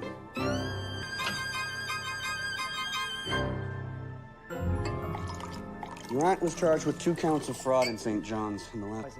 So none of my aunts are angels. I know that, George. How did you find this out? Effie inquired with Elise.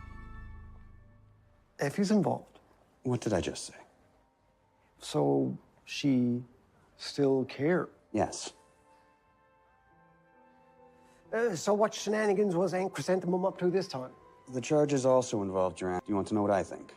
I sure do. You've been coming up 6s so far. There may be a reason other than your bride's demise why your Aunt Chrysanthemum... That reason may be nefarious. So what do we do? Well, we need to figure out what they're up to. Those who dwelt in the east and the west were indeed wicked witches. But now that you've but one wicked witch in all the land of Oz, the one who lives in the west. Witches are not real, not in this world, despite what your Uncle George Crabtree might think. Really? Oh, I thought you'd be pleased I'm no longer reading to her from the periodic table of the elements. Coming to bed? Not quite. Has me tied to Mrs. Hart. Speaking of witches. Julia. Good night, Susanna. Night. Do you want to know about Maurice Majors? If you're truthful. I've drunk enough to be truthful. For starters, I did not kill him. In fact, he might not even be dead. What are you talking about? That's not an empty glass. Now, that's the point. Mr. Majors had me banged to rights for years ago, but a crime nonetheless. Wine. Majors was a known accomplice of a man named Walter Milton. Now, he was a piece of work. I knew him to be responsible for it. And I doubt anyone cared much about their death. No, they did not. But I did. I had a friendship with them. Anyway, I caught a break. An associate of Milton's was killed. I found evidence so I brought him in and charged him. And how did this become a problem for Mr. Majors? Majors he was with Milton at the time of the murder. I destroyed it. But Milton did kill his associate. But he did kill the 2 women. Majors pleaded for Milton's innocence, accused me of all manner of things. Some of them true. No one would take the word of a black man over that of an honest copper. You were the honest copper? And all that. I was seeking justice for the 2 dead women and all the others that were unfortunate enough to cross Milton's path. Stopped a man from saving his friend's life. And more than likely saved the lives of many others. It wasn't noble, but it had to be done. What, you don't believe me? I have a man in this very building afraid to go to the police because the police here don't follow the law, and should we not be held to a higher standard than those honest coppers? Oh, I don't know what's... off the street. On my word, I had nothing to do with the possible demise of Maurice Majors. And you think Violet Hart is behind all this? She could be. And behind what exactly? What crime did she possibly commit? She offered her father's body to New York City. That coffin had no body in it. And you think he's behind these 2 murders at the graveyard? If he's still alive, and you want me to question her? No, I'd like you to be there when I question her. Oh. Father's body was not in the coffin. Except for the fact that it wasn't. Inspector Brackenreed has confirmed this himself. He's confirmed nothing during transport. And who would do that? I must say, I don't know. Everything appears to be in order. The fact remains that the man... examined him. I declared a cause of death. It's all right there. Perhaps you made a mistake. It does happen. You were distraught. He was your father. Perhaps... I didn't even care for the man. The only thing that has happened here is a dead man's body has gone missing. I don't think that...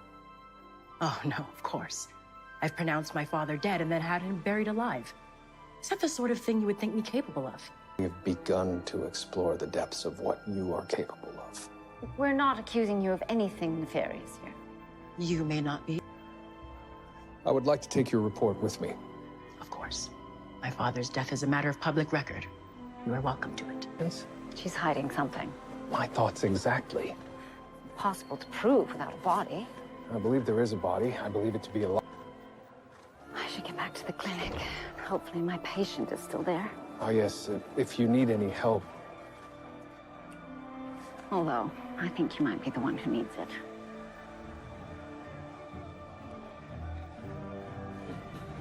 I'd like you to stay another day.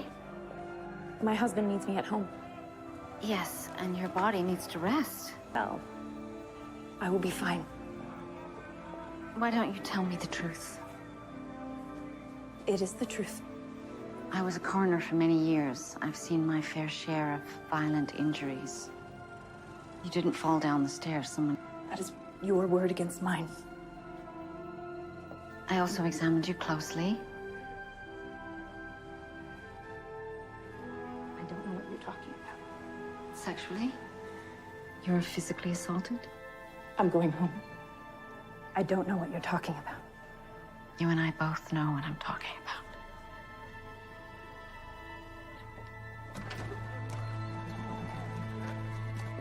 There you are. Let's have a look. Older.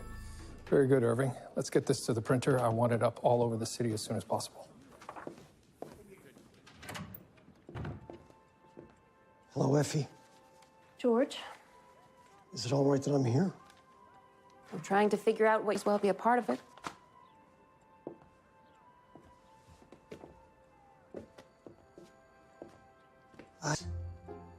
The reluctant bridegroom. I'm only joking. Sit down. Why are you, what are you doing here? What do you think I'm doing here? I'm here to help. George, I must say, you come from a strange... Violet. That's right. Is it true? Is your father alive? Of course not. Detective Murdoch has clearly lost his mind. That doesn't seem like there is alive. It could very well be the one who broke into our salon. That is ridiculous. Why would you say that? Behind the cabinet where we store the liquor. Isn't this the watch he was showing off? I was going to give that to the police.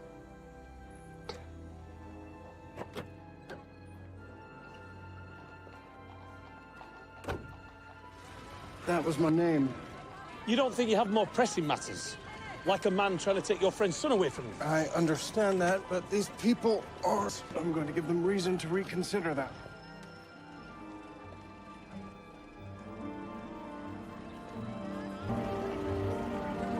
Thanks for your help, Inspector. Thought I'd lost you. Well, home folding. Burn a paycheck? I think not. No, I'm going to return this child to a decent home, and you're going to help me. No. I love that. See, this sure don't look like the policeman's ball to me. I know exactly how it seems. My question is, how long do you remain on the police force? Have a lovely day, Inspector.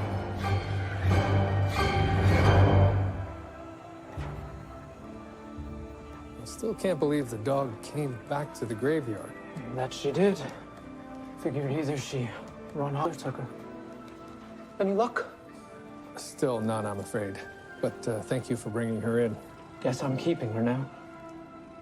I don't believe the zombie story, you know. Oh, good. Then you're a sensible man. Seen it men buried before their time. Tried to get a fellow out once, but I was too late. Maybe this one got a second chance at life. This one was even featured in the Tribune. Your Aunt Oleander predicted a mine collapse. Yes, I was just a young lad.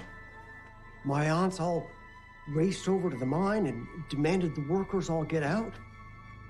The mine filled in. There were accounts for over a month of rain. It was a coincidence. If she didn't see it, why would she say it? Sometimes they are right, and sometimes they are wrong. Yes, but Aunt Oleander is always right.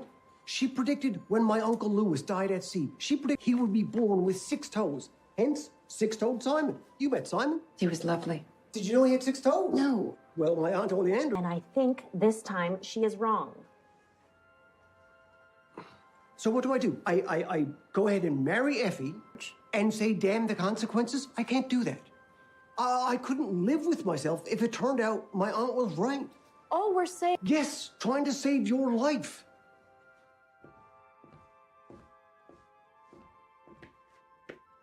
That's all it is.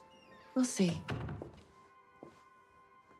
I've been in contact with a lawyer who represents George's family. Somewhere in his files, he may have an answer. And what will compel him to surrender those to you?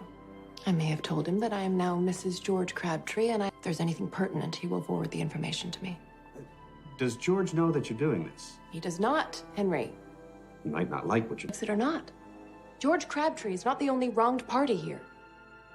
Henry, didn't you tell me that George recently witnessed... That I did? Perhaps you could find out something about the circumstances surrounding that. Who brought these to you? What's the matter? You want them or not? Well, they were stolen from a... I wouldn't know. If you are not forthcoming, I will be forced to go to the police. Why don't you do that, huh? It was a policeman. Was nudnik verstanden. Ja, ich can get it. Ja. Did you see Mr. Majors do this? No. I believe he broke into my establishment. Before he disappeared, interest in it. A keen interest. He wanted to buy it out from under me. What, and you believe he's... I think he's trying to harass me, scare me. Thing is, he doesn't know me. I don't scare. Do you have any proof of this? I'm sure he was in the club. I found his pocket watch behind the cabinet when we stored the liquor. Oh. I gave it to Mrs. Hart. She said she would make sure it made its way to you. Suppose you're right. You don't really have a choice. You don't have a choice about what? We have to leave this city. Dull this private detective. Buy you some time. That's the solution? We run? There's no answer. You know who ransacked Trevor's... What can we do about that? Nothing. If you run, you can start a new life. Living on the run is not real life.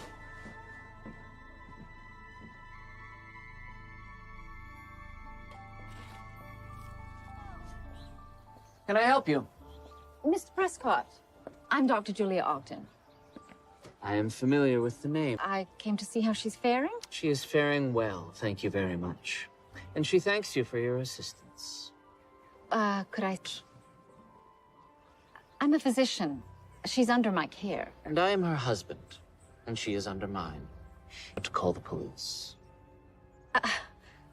It is I who should be calling the police on you. Don't be preposterous.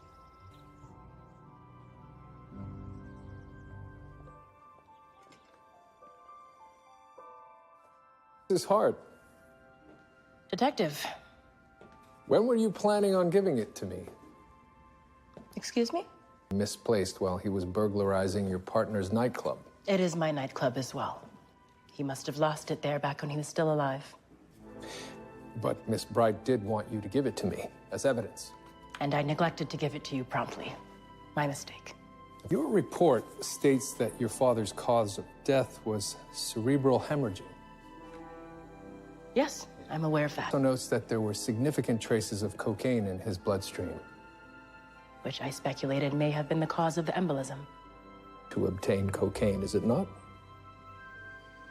Despite the law, it is easy for any number of people to get their hands on cocaine. A heavy user. He often said it would be the death of him. So, I guess George Crabtree's aunt isn't the only one with the...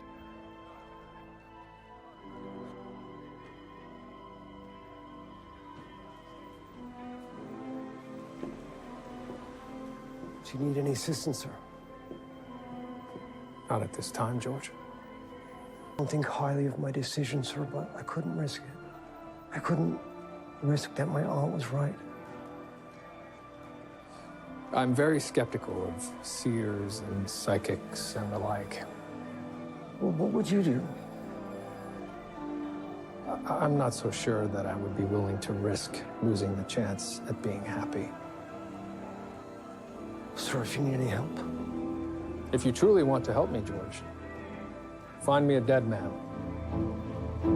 You sure?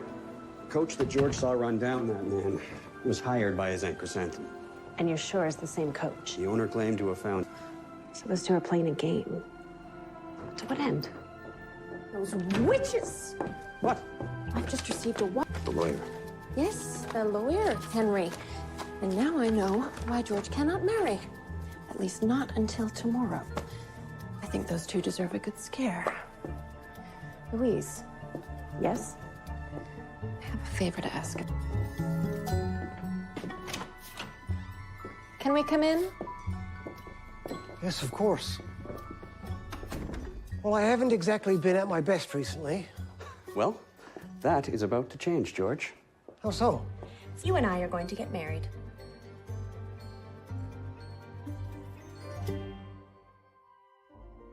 After the week I've had, I think I deserve a birthday party. And you've both come all the way to Toronto to save my bride's life. And I thank you for that. I'm sorry I had to tell you the truth. Yes, but in doing so, you saved Miss Newsom, her you saw in your vision, wasn't it? She was. So you did the right thing, didn't you? Arrangements. We will have a grand time, George. Please feel free to bring any of your friends. Yes, I will, Del. See you both at the party tomorrow. Don't look so sour, Oleander. I'm not doing the right thing for him. He is a good man. He deserves to be happy. You can't go to the police about this. Some of them are breaking the law. You'll just make this worse for you and your kind. My kind? What am I, a different species? Bloody hell to me for 1 minute. I can help you if you can help me. Is that how one finds justice? By making deals? Friends or not? I do. And do you want Jack to be able to keep Sam? Then let me handle the police. I need you to go to an apartment, and when you see that private investigator leave... The men are still out looking, sir, but there have been no sightings or... Gone, if he has any sense. Have the men return to their regular duties, but keep an eye out. I will. Sir, may I have the afternoon also? George's aunts are throwing a party. It's his birthday. Is George up for this? Oh, I think he is. William, I think you should arrest me for assault. Oh, what have you done, Julia? Alderman Prescott has built supply houses in town. How can he do that? He told them that it was in their best interest to not do business with me. I can get things. Julia, I should advise you to steer well clear of him. Oh, I will. But he will soon be made well aware. All right. See you at home. Yes. Mrs. Hart. Are you my next inquisitor? Oh, I'm not here about that. And if you made a mistake, it was an honest one. Thank you. I need these supplies. If you can have them delivered to the morgue, I can get them to the clinic. Why can't you get those? Someone in doing so is punishing women throughout the city. Perhaps I could kill him. A joke. This is someone. An Alderman Prescott. Adrian Prescott? Yes. I have something. Oh? It's a ledger from a night spot that I'm part owner of. Oh, yes, the Starbright Club. Well, I have had my hands full a little lately. Of course. My partner has been making payments to Mr. Prescott to ensure the place stays open. He's been taking bribes. He has indeed. And I can give you more information if you need. Well, thank you, Mrs. Hart. Thank you very much. Always a pleasure to welcome... It's not a pleasant visit, I'm afraid. It's been brought to my attention that some of the men from your precinct have been indulging in thievery. I've received... Too scared to come forward. Those fears are unfounded. I run an honest precinct. I don't think you do. Of flats in Greenwich Village. Oh, the lavender lollies have their knickers in a twist. They don't deserve to be preyed upon by the New York police. Canuck telling me how to run my precinct. I may reside and work in the frozen north, but I'm an Englishman 100% Paddy. Father Theodore Roosevelt told you. What are you talking about? The former president and one-time commissioner of this very force. Well, I know who... ...does me a favor. Some of my men, Canucks, saved his life. Now, he worked very hard to combat corruption on this force. Stewardship. In fact, I would guess you've been for a rough ride. So what do you want? I want Greenwich Village returned to their rightful owners. And any of your men patrolling down there to act like policemen and not criminals. If you do what I ask, you'll be none the wiser. Then you have it. Good.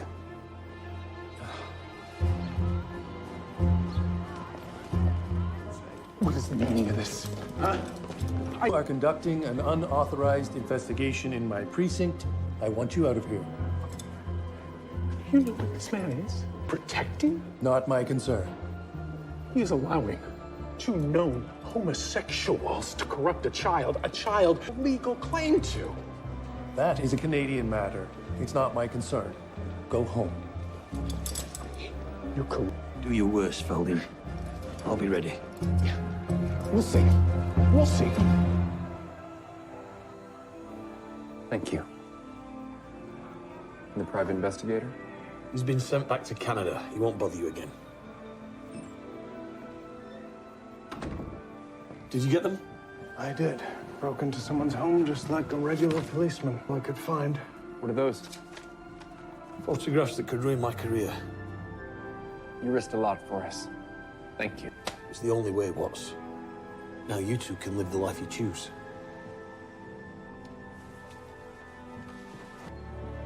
I told you to leave me alone. Yes, I'm not one to listen, Mr. Prescott. This is Detective William Murdoch. I know damn well. Under arrest, Mr. Prescott. That's ridiculous. On what charge? Accepting bribes. We have a number of witnesses who've signed affidavits to the fact. Nothing.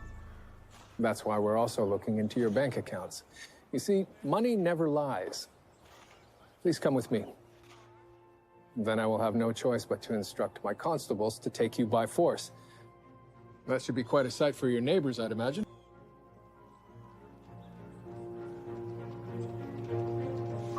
What are you doing?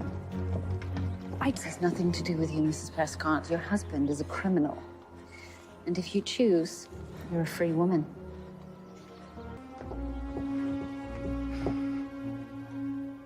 I hope you have thanked Oleander for saving your life. Oh, many times over. And where is George? Well, he said he would be along shortly. He also said that he had a surprise for the two of you. Oh, well, there's no need for that. It is his dead. As am I, of course. Ah, Here he is. the man of the hour is here. George!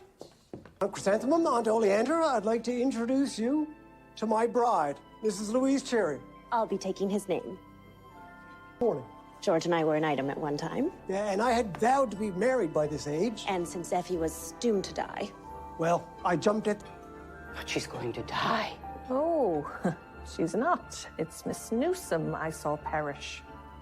You didn't. The only thing you saw perish was her inheritance. I don't know what you're talking about. I spoke to Mr. Penny. Our lawyer. A very unusual woman, was she not? George was to inherit her fortune. That is, unless he remained a bachelor too long. Then hints would go to you instead. I will just leave. No, you will not. I'm so sorry, George. As soon as it were safe to do so. And as soon as she had George's money. And Chris. Aunt Leanne. I am in terrible trouble. I wouldn't have done this unless I had to. She's in debt to a loan shark. It's the only way I could help her. But now that you are wed, the money is all yours. Please just let me run. You again. And if I marry Effie, she won't die. I cannot promise that, but it is not foretold. You are already married. We just wanted to throw you a little scare. You deserve that.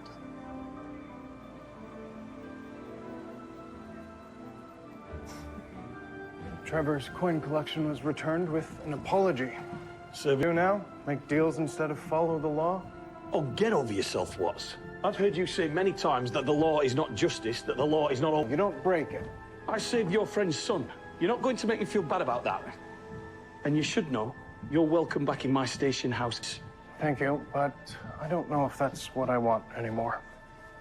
I believe this belongs to you. That would be a shame. The Force could use more good men like you. Good luck, Watts.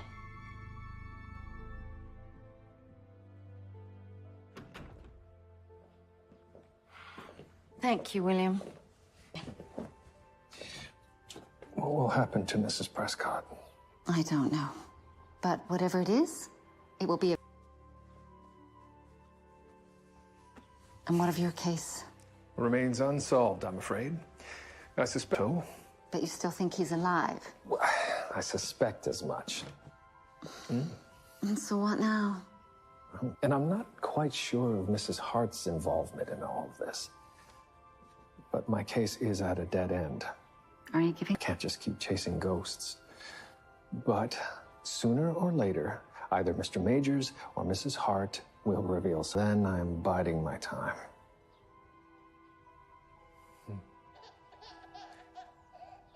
Where's the... So, you going to turn them both in? They're my aunts, Effie. They've had her. Besides trying to fool me and nearly ruining my life, they haven't done anything wrong. No. What? You're going to give her the money, aren't you? George, after all they put you through. Yes, of course. Maybe we don't need the money. You and I, or you and Louise Cherry? Please. Come on.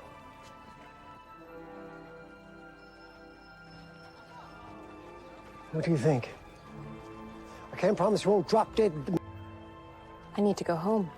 What? I paid a pretty penny for that dress. It's going to be used.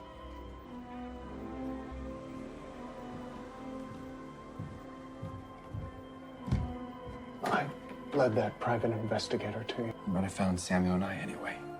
It won't stop. Misfortune follows us. You help me. Are you leaving for good? I don't know, Jack. Not a happy man. I'm not happy with myself, and until I am, I shouldn't be. Where are you going to go? That's something I don't have the answer to yet. My life won't stop once you leave. Nor should it.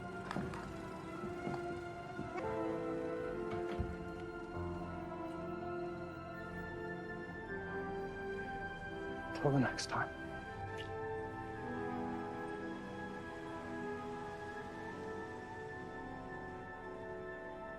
Father, Detective Murdoch will find out he's alive, and then he'll discover our role in all of this. And I best stay well hidden, wouldn't you say? I'd hate for something ill to fall upon my loving daughter. So, Violet, take a seat. We can have a nice family dinner and discuss our current situation.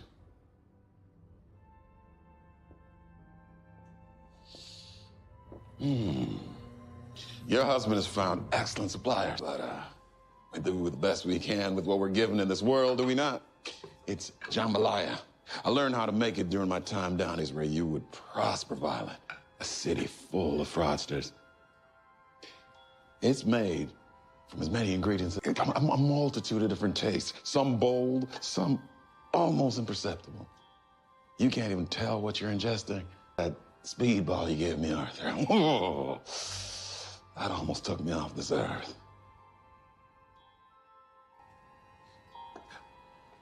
I learned some things from a voodoo woman down there. She was something. And so deep. It was hard to tell if I was dead or alive. But you know, you don't like it? I don't have much of an appetite.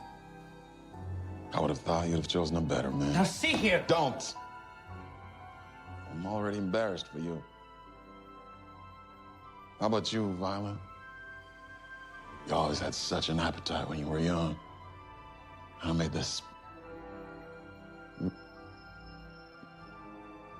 You think I'd do the same to you that you did to me? Really living.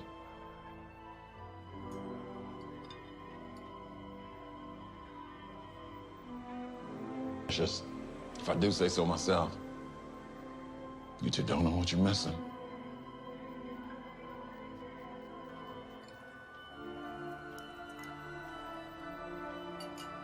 Good. Just while I'm here. I can give you money, anything you want. Just Wow. I'm interested in seeing how much crime a dead man can get away with. Detective Murdoch suspects you're still alive. I think that does. Both you and your spineless husband go down with me. Bon appetit. Wait, lady, Yes! Here it is, Henry. Your shift started 2 hours ago. Sorry, sir. I'll be docking your pay. Well, that sounds more than reasonable. I was attending to something very important. It couldn't wait a moment longer. I would like to introduce you to my wife, Mrs. Effie Crabtree.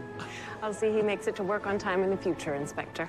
George! Congratulations, you little buggalogs. Indeed, buggalogs. Well done. Wonderful. Wonderful. You must come for dinner.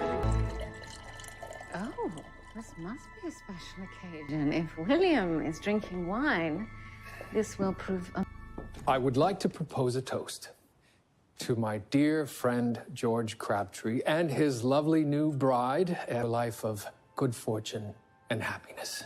To George and Effie. Thank you, sir. Look at us, George. Both happily married men now. Yes, and lucky ones at that, I should say, sir. This is a special occasion because I ventured back into the kitchen. Help yourselves. Look at that. What are your plans? Well, we plan to honeymoon once we get our affairs in order here. George has come into some money. Oh, how marvelous. Good man, George. I'm happy for you. Thank you, sir, as am I. Welcome to wedded bliss. So what are your plans after that? We haven't discussed that yet. At least 4 children, I should think. 4? Is that? 2 girls? Or I don't know, 1 boy, 3 girls. I'm not fussy, but I think a small family should satisfy me. Some more wine for you, Detective? Oh. Why not? It's a special occasion, after all. And please, certainly after business hours. Oh, and when is it ever not business hours? Reference Library and Canada's first international convention of novelists as we write our city a new and glorious chapter in the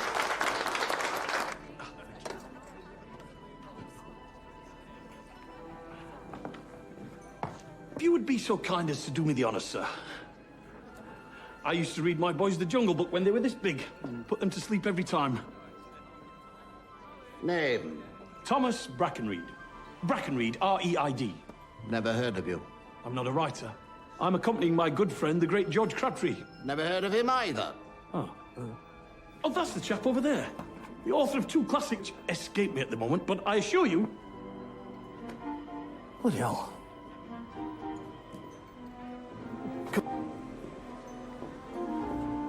Not the gold mine I was hoping for. How many autographs so far, sir? 1. I didn't know him either. Feeling a little out of depth myself.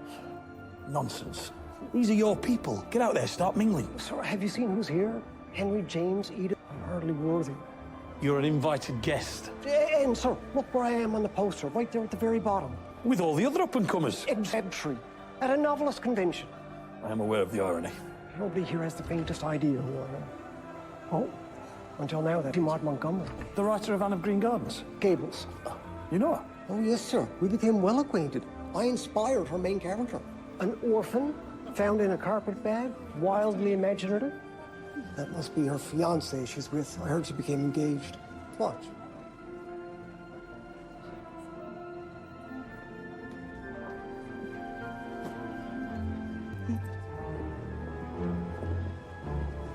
You must have made quite the impression. Right, that's me for the night. I'm off. Well, how much fun could we possibly miss? Right, the tipsy ferret it is then. Oh, thank you.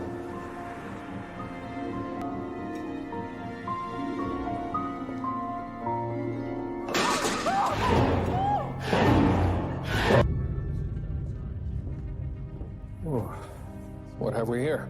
Sir Alfred Pope, one of the writers at the opening cocktail. I mistook for Robert Service. We should have stuck around longer. You spoke with this man? Around 9:30. I must have gotten his final signature. Do you think that ups the value? It looks like his heart's been penetrated by a single jab. He's been dead a few hours at least. Who found the body? The cleaner, sir. She found him this morning. The early hours. Someone was sending a message. Indeed. Pages. I found several books scattered about the room, but none of them were missing any pages. Seems to be some writing on one side as well. Perhaps not a wise choice if you want someone to read it. Right, George. Once Mrs. Hart is finished with the murder weapon and the office, we also need to speak with all of the guests in order to retrace Mr. Pope's final steps. I'm on it.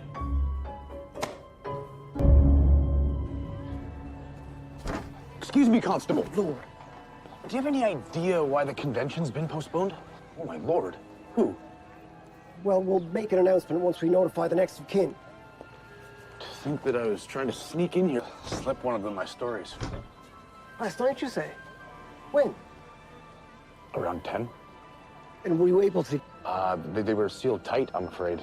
I even tried the windows. But did you notice anything unusual? Anybody lurking about besides? I'm afraid not. Right, well, if you remember anything at all, I would appreciate you letting me know. I'm Constable George Crabtree. I'm at Station House 4. Yes, that's right. Do I know you? No, but I know you. Curse of the Pharaohs, a man alone. I mean, your words are salve to the soul. Oh, I don't know about that. I'm Norman Bean. I fancy myself a bit of a writer, too. Oh, is that right? I can't help but think that this is fate. Would you allow me to follow you around for a day? I could help out if you'd like. George Crabtree. Really?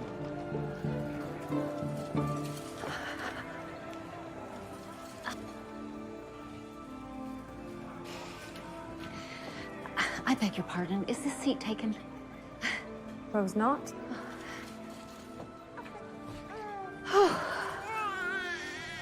I suppose everyone turned away from the... Indeed.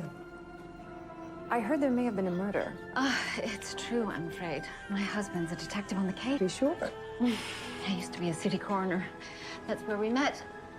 Oh, ghastly. And yet, do you miss it? I'd be lying if I said I didn't, but life had greater adventures in store. I didn't quit because of my child, if that's what you're implying. Half the journey. Well, I'll have you know I'm still very active in the medical field. Not appreciate you twisting her words like that. Forgive me. I have a nasty habit of overstepping. I guess we have that in common. Perhaps my name might help excuse the blunder. I'm Edith Wharton. You are?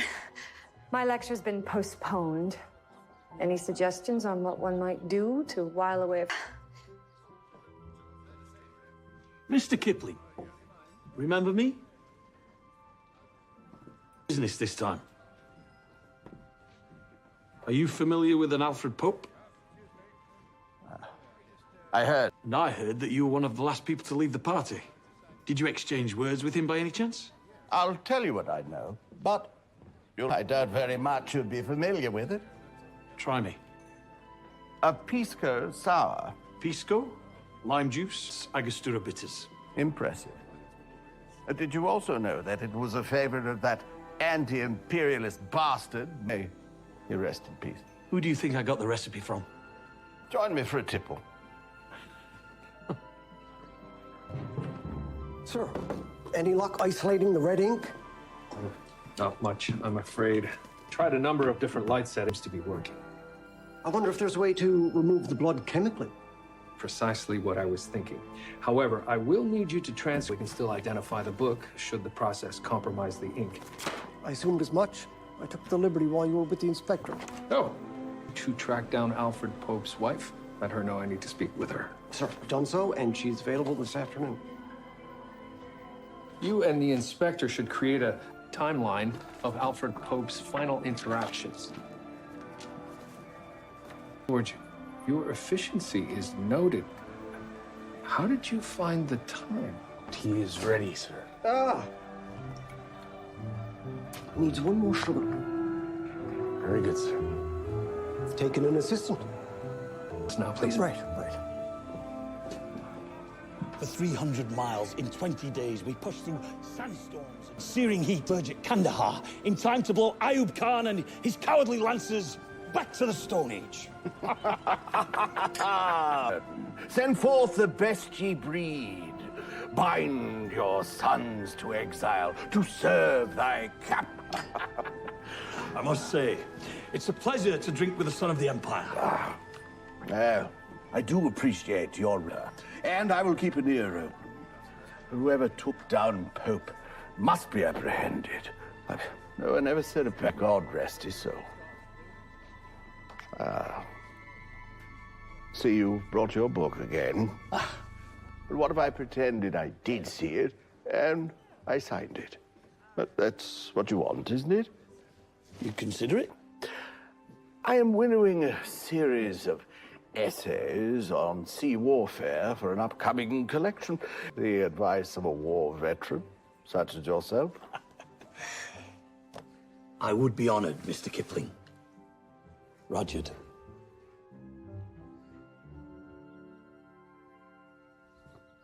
I still can't believe Alfred just booked a trip to Hawaii. He'd boasted of visits to Kilauea in his books, but he never actually went. Now he'll never go. When did you last see your husband? We went to the cocktail party together. A lot of place, and so I left around 11. He offered to take me home, but I insisted that he stay. Did you notice anything unusual? Any tension with one of the writers, perhaps? No, of course he was telling a joke. The last thing I heard was his stupid laugh. Do you know of anyone who may... Alfred was respected by his peers. His books didn't sell well, so he wasn't in competition with anyone. We found pages affixed to your husband's body.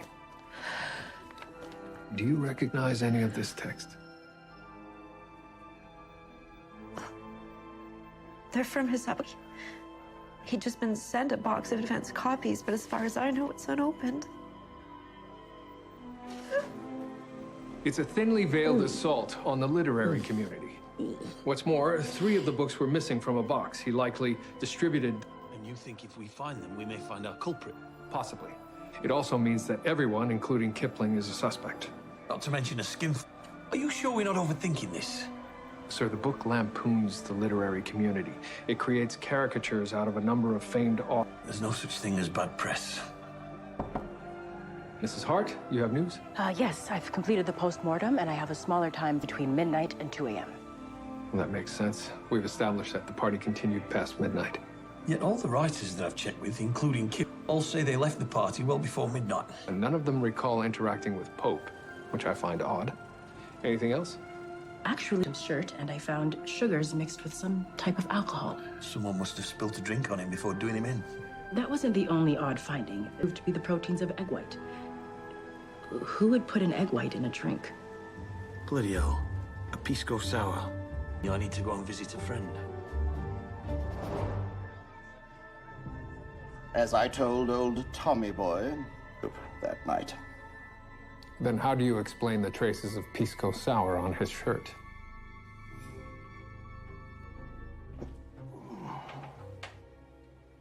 Right. So, he and I had a bit of a row. It's a claptrap. And I responded accordingly. What time did you last see him? North of midnight. So it's possible you were with him at the time he was murdered. If you're implying what I think you're implying... About your perception of the victim. You lied about when you last saw him, and you lied about your argument. You seem to have a problem with facts. Alfred Pope resented my success, and he was a self-entitled chowderhead. On his shirt, he did not deserve to die. I did not kill him, and he was alive when I left him. All right. Tell me who was with him at that time. Yes, I can, in fact. He was in the rare book room. Lucy Maud Montgomery.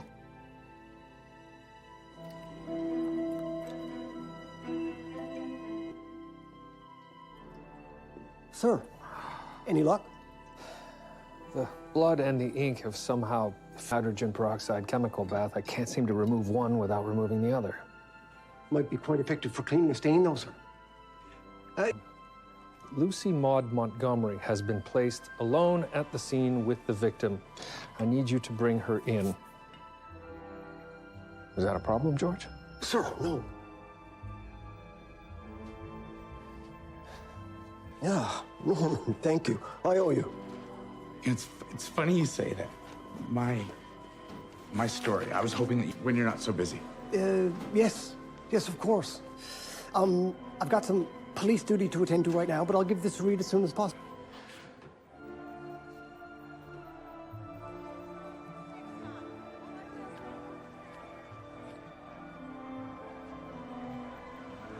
Lucy Maud Montgomery. Boy. Still. You really don't remember me, but you took my class, we had... I'm sorry. You must have me mistaken for someone else. Now, if you'll excuse me. Well, actually, it's not a social call. Oh. Sing in the rare book room. Nothing. I helped him dry his shirt, that's all. Mr. Kipling intimated that he may have been getting... You can't possibly be taking anything, Mr. Kipling. Mr. Kipling is wrong. Alfred and I were friends, nothing more. I was afraid my fiancé would get the same idea as Mr. Kipling. What did the two of you talk about? Nothing coherent, a little drunk. Did he imply that he was under any sort of threat? No. Alfred could be a brace, very well respected. In truth, he was the writer we all aspired to be.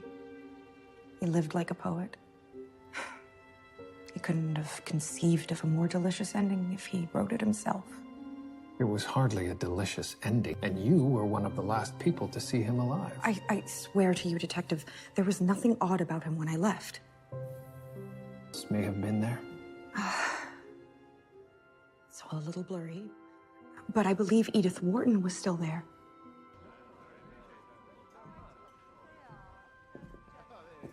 No hard feelings, Rudyard? Doing your job. How's your book? The essays you were gathering on sea warfare? Excellent. I think I came shortly after I was brought in for questioning. Oh, is that right? Yeah. Could I see that book of yours? I'd just like to Thank you. That's it. Oh. Yes. This.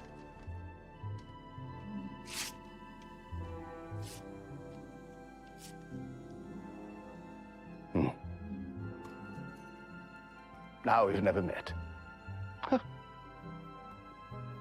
No hard feelings? So Edith Wharton was there? Montgomery's memory of the evening was compromised. Well, sir, that is a phenomenon I have experienced personally. And Inspector Brackenreed says Ms. Wharton... I confirmed as much with the concierge at the Empress. Sirs, that's false. What's false? That after failing to break into the cocktail party, I heard that Edith Wharton was staying at the Empress. To Bellman to slip her my manuscript. It's possible she pretended not to receive it. Bellman insisted that not only was she not there, but that she had never been there. So if she said she left that party and went straight to her hotel room, then Edith Wharton is lying. I would love to go back to France. It's been far too long. It's all right to visit, but it's not exactly Europe, is it?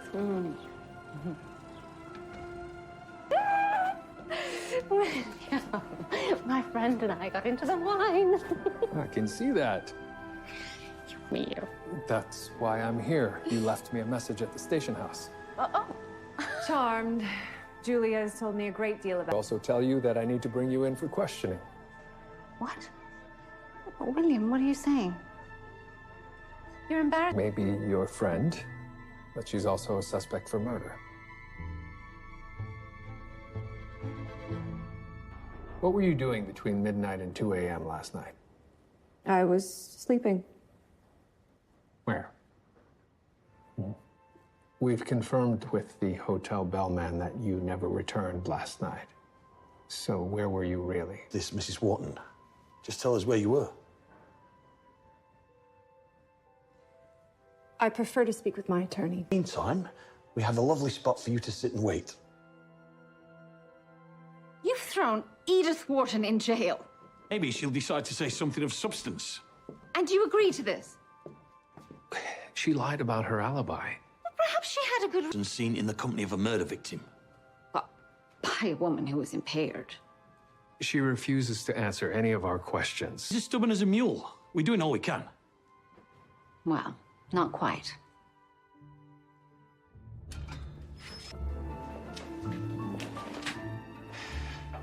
Not exactly a country house in Lennox.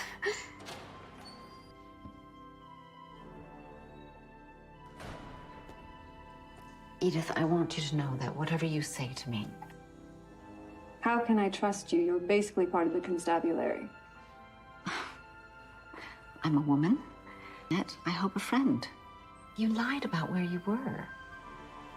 That's an unusual decision. This is a very serious murder investigation. Choice. Well, please, help me understand. I love my husband very much. Soul, but is no longer. Marriage can be complicated. Mine especially, I'm afraid. Melancholia. Living with him was no longer viable. I needed an outlet. His name is Morton Fullerton. He's the foreign correspondent for the Times of London. The means to travel discreetly. It's an open secret. Emphasis on the word secret. So you fear the repercussions? The carrion, Julia. Such is the cost of excelling in a man's field. This reminds me of a quote I read. That life is just a perpetual piecing together of broken bits. Indeed. I have far too many of them. Tell me where your friend is staying, and I promise to keep your secret. William? Any progress? Not much. I've managed to corrupt 2 pages. No matter the formula, I can't seem to extract enough blood to reveal the red ink below. Sounds like quite the undertaking. To see the fish. Why not change the fish? Focus on the ink. Indeed, weak and unstable. By switching the H2O2 with 3H60, you could let the acetone work on the message itself with minimal damage. Then I have never loved you more. Well, perhaps this is a very good time to ask. Release Edith Wharton. Except that. William, she had her reasons to withhold her alibi. Inspector, but she did tell me, and I confirmed her claims are legitimate. I can't just take your word. But know this, if you continue to view her as a suspect, you're wasting your time.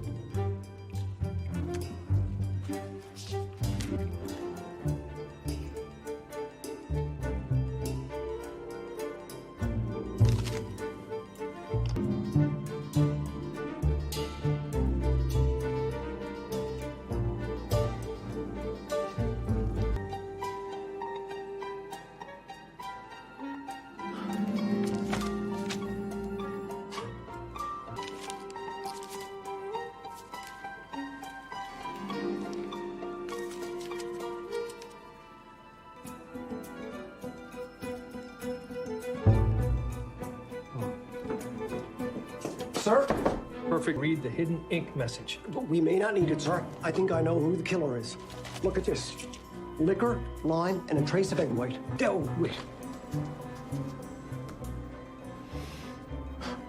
Pisco sour. Sir, this must have been what Pope... That would explain the strange pattern Mrs. Hart mentioned. George, where did you get this? Sir, my #1...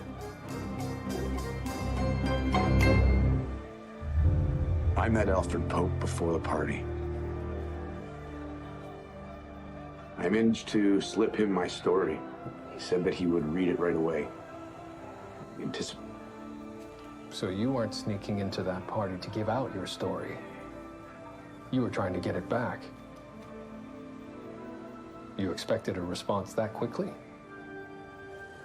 It's a really good story. You lied about not being able to get into the party. Not entirely. The back exit was indeed locked. Neglected to add that I had come back once more to see that it was open. What time was this? Around 1:30. Kept the door ajar to prevent it from locking. I couldn't believe my luck. What did you do then? I was elated to find Alfred there, but that he was alone. So I mustered up the ask him what he thought about my story. He didn't like it. He read it aloud. Serious parts. Mocking my superhuman Xantar character, who I was dumb enough to think was destined. So you killed him? No. You were hurt? Humiliated? It would have been understandable. What did you do then? I wanted so much to just give him a piece of my mind. But I just snatched my story back. That's it? Yeah. You expect me to believe that you broke into the party, found the victim alone, had him, and then simply left, without a single guest as a witness? I know it seems a little far-fetched, but that's exactly what happened. Allow me to counter with an alternate story. One where a man ingratiated himself with my best close to a case because he had murdered a man out of fury and shame. No. I'm sorry, Mr. Bean, but the evidence of murder. Well, we finally got our man. He was playing you all along, Buglugs. Sir, I feel quite the fool. There was absolutely being. Flattery is a powerful tool in the devil's arsenal. Somewhat ironic, isn't it, sirs? Alfred book sales. Mr. Pope will finally achieve the success that has thus far eluded him. Perhaps not so.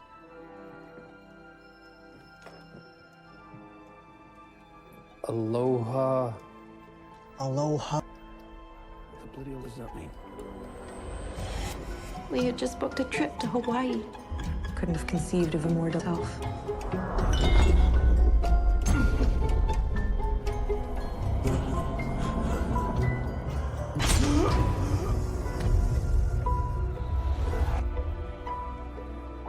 It means Mr. Pope went to extreme measures.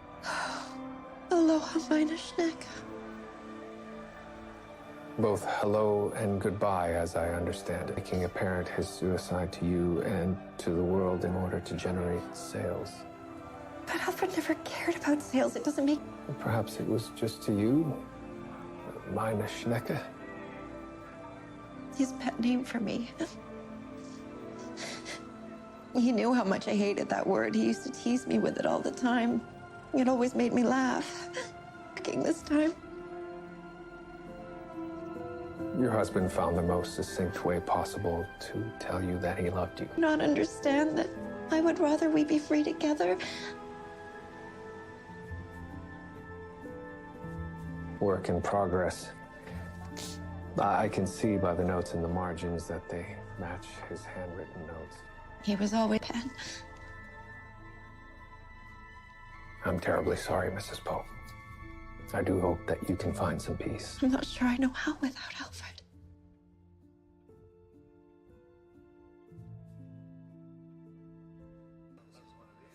Keep the change. Thanks. It's nice having a bill paid for a change. Like some people. Huh. There you are. Thanks. If you can talk with crowds and kings nor lose the common touch, if neither foes nor loving friends can hurt you, if all men count with you but none too much, 50 seconds worth of distance run, yours is the earth and everything that's in it, and which is more, you'll be a man, my son. Truer words were never spoken, if I may say so myself. I don't have your most brilliant pieces. And hot off the presses, too. If, by committing my new poem, if, to memory. grovel back an autograph. It's working. I don't grovel. I'm here to tell you that the man of virtue that sits before me, and I'd sooner have the bartender's autograph than yours. Oh, and I picked up your tab so you don't stiff him again. Pay their bills, sir.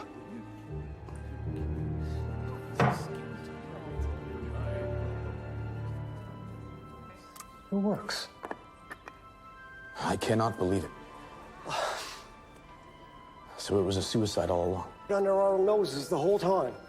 This was a plot development I never saw coming. Which just goes to show you I'm not or a writer for that matter. Now, on that matter, I'm not so sure. I read your story, Norman. It's so full of action. I found it nothing short of remarkable. Are you having me on? Not at all. I wouldn't change a single word. Something a little snappier than Norman Bean. Norman Bean is a pseudonym, sir. I didn't case my book was a failure. Well, what's your real name? Burroughs. My name's Ed Burroughs. Ed Burroughs, that's not bad. The proper name is Edgar Rice Burroughs. I would go with that. That has some real gravitas to it. I also think hero. Xantar sounds a bit like a magician. I also considered Tublet Zan. That sounds... It's not quite right for a superhuman man-ape character. What would you call him? Well, I would reverse it. I would reverse that. Tarzan. Yes. Actually, I was thinking Zartan, but Tarzan could work. Man. There we go. Here, let me buy you a pint. I owe you that much at least. I finally get to draw on your wisdom. I have a... Murdoch, a moment. If you've got any of your adhesive fingers together.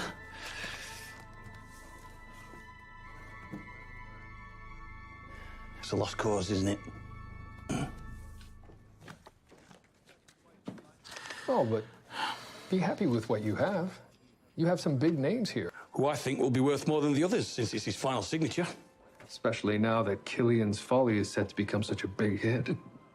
Is this it here? Yes, why? You saw him sign it himself? I saw him do it with my own eyes. What do you mean? In Alfred's final aloha to his wife was written by someone else. But that's impossible. Unless...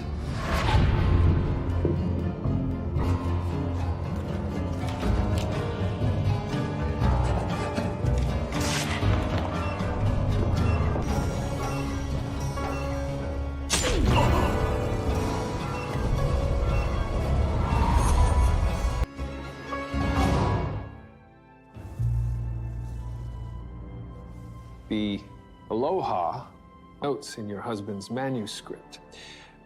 What I failed to identify was who wrote them. I trust you know. I haven't the foggiest. They were both yours, Mrs. Pope. You were your husband's unofficial editor, the person behind anything to ensure he got that bestseller. Is it against the law for a wife to help her husband? It's again, were you tired of living in his shadow? My husband was too flimsy to cast a shadow. A shadow implies mass. As though his obscurity was a virtue. That the respect of his peers was all he needed. What about me? I did half the work. Do you know how many hours I spent sculpting his words just so he could finally have one bestseller? So it was about money. It was about pride. Killian's Folly. And he refused to do the legwork. He was a serial self-sabotager. Missing meetings, making drunken scenes, and that made him a real artist. You saw things differently. He promised me trips. Ireland, and yes, Hawaii. He wintered on Arthur Conan Doyle's yacht, while I stayed home. What would have made it easier was to have one bestseller. Just one. I needed that detective. I needed that at any cost.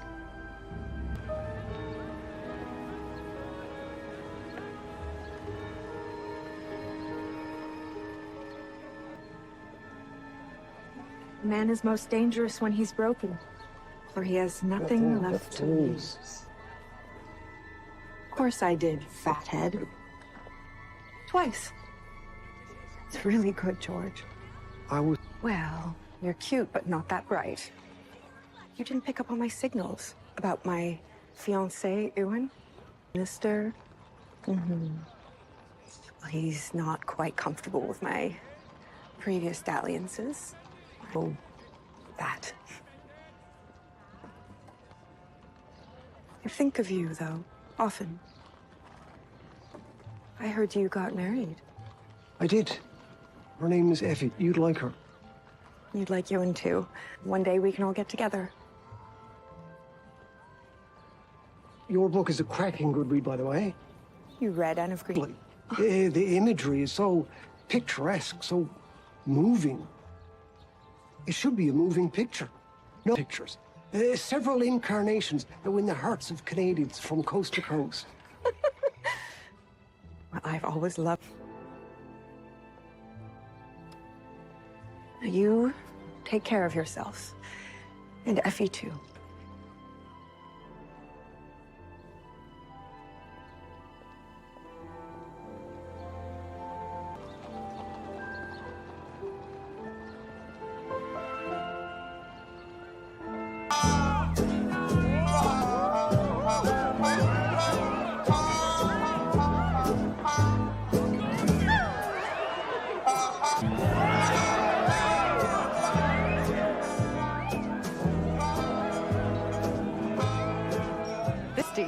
At this rate, we're gonna run out of liquor.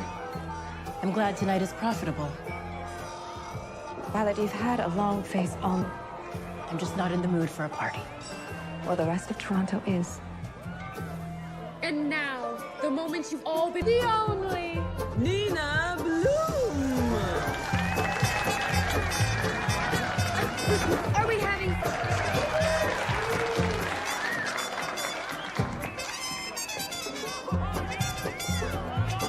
It's over, you crazy ladies! Get out of this town! It's all right. It's all right. We've got it. Carry on. Are you all right? Hit it, boys.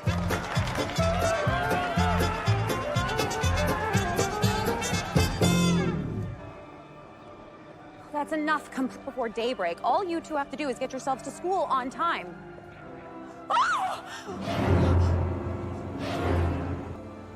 I spoke to the woman who found him. She said there was no one else around. Very good, George. I can't believe somebody just left him like that. Naked. I mean, presumably they were after his wallet, but why take all of his clothes? But George, he was titled. I doubt very much this was just about his wallet.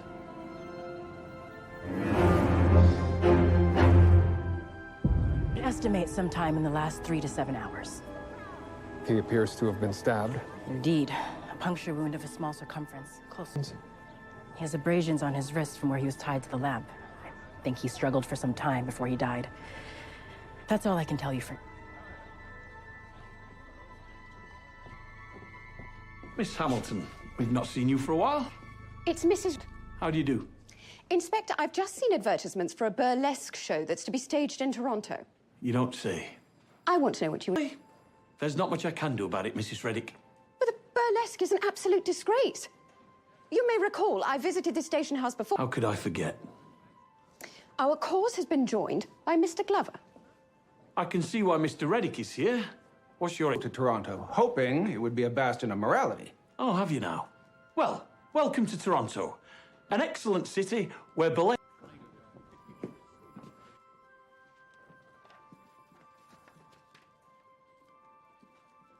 Higgins, what are you doing? Giving Miss Bloom's show some free advertising. Your former lady love is causing quite the stir. Is that right? They want me to shut down her show. But, sir, I haven't seen it yet. Yes, well, these types are best left ignored. No, I haven't, sir. I'm a married man. And Miss Bloom is a former paramour. Too much temptation? Hardly seems appropriate. Watch it, Higgins. Excuse me. Can you help? I'm looking for my... Missing. Only a day, but I'm embarrassed to say he may be in your cells. What's his name? Richard Hadley. Could you describe him to us? He was wearing a brown tweed suit with a red, clean-shaven, brown hair, spectacles. Large mole on his left thigh? Yes. Why?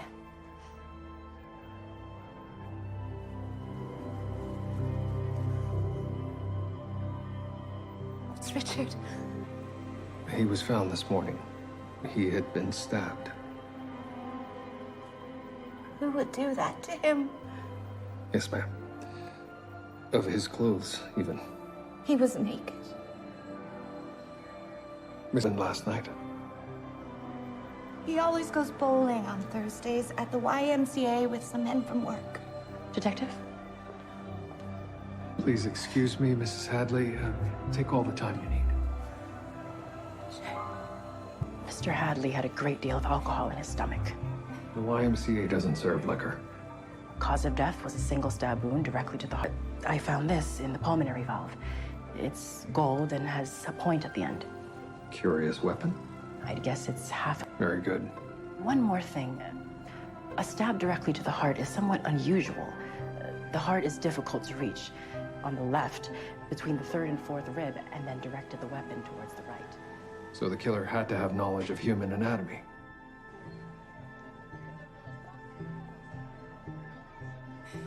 Does Effie know that Nina is back in town? Higgins, I'm trying to tell you. I don't know. I certainly haven't told her. Perhaps she's seen a poster.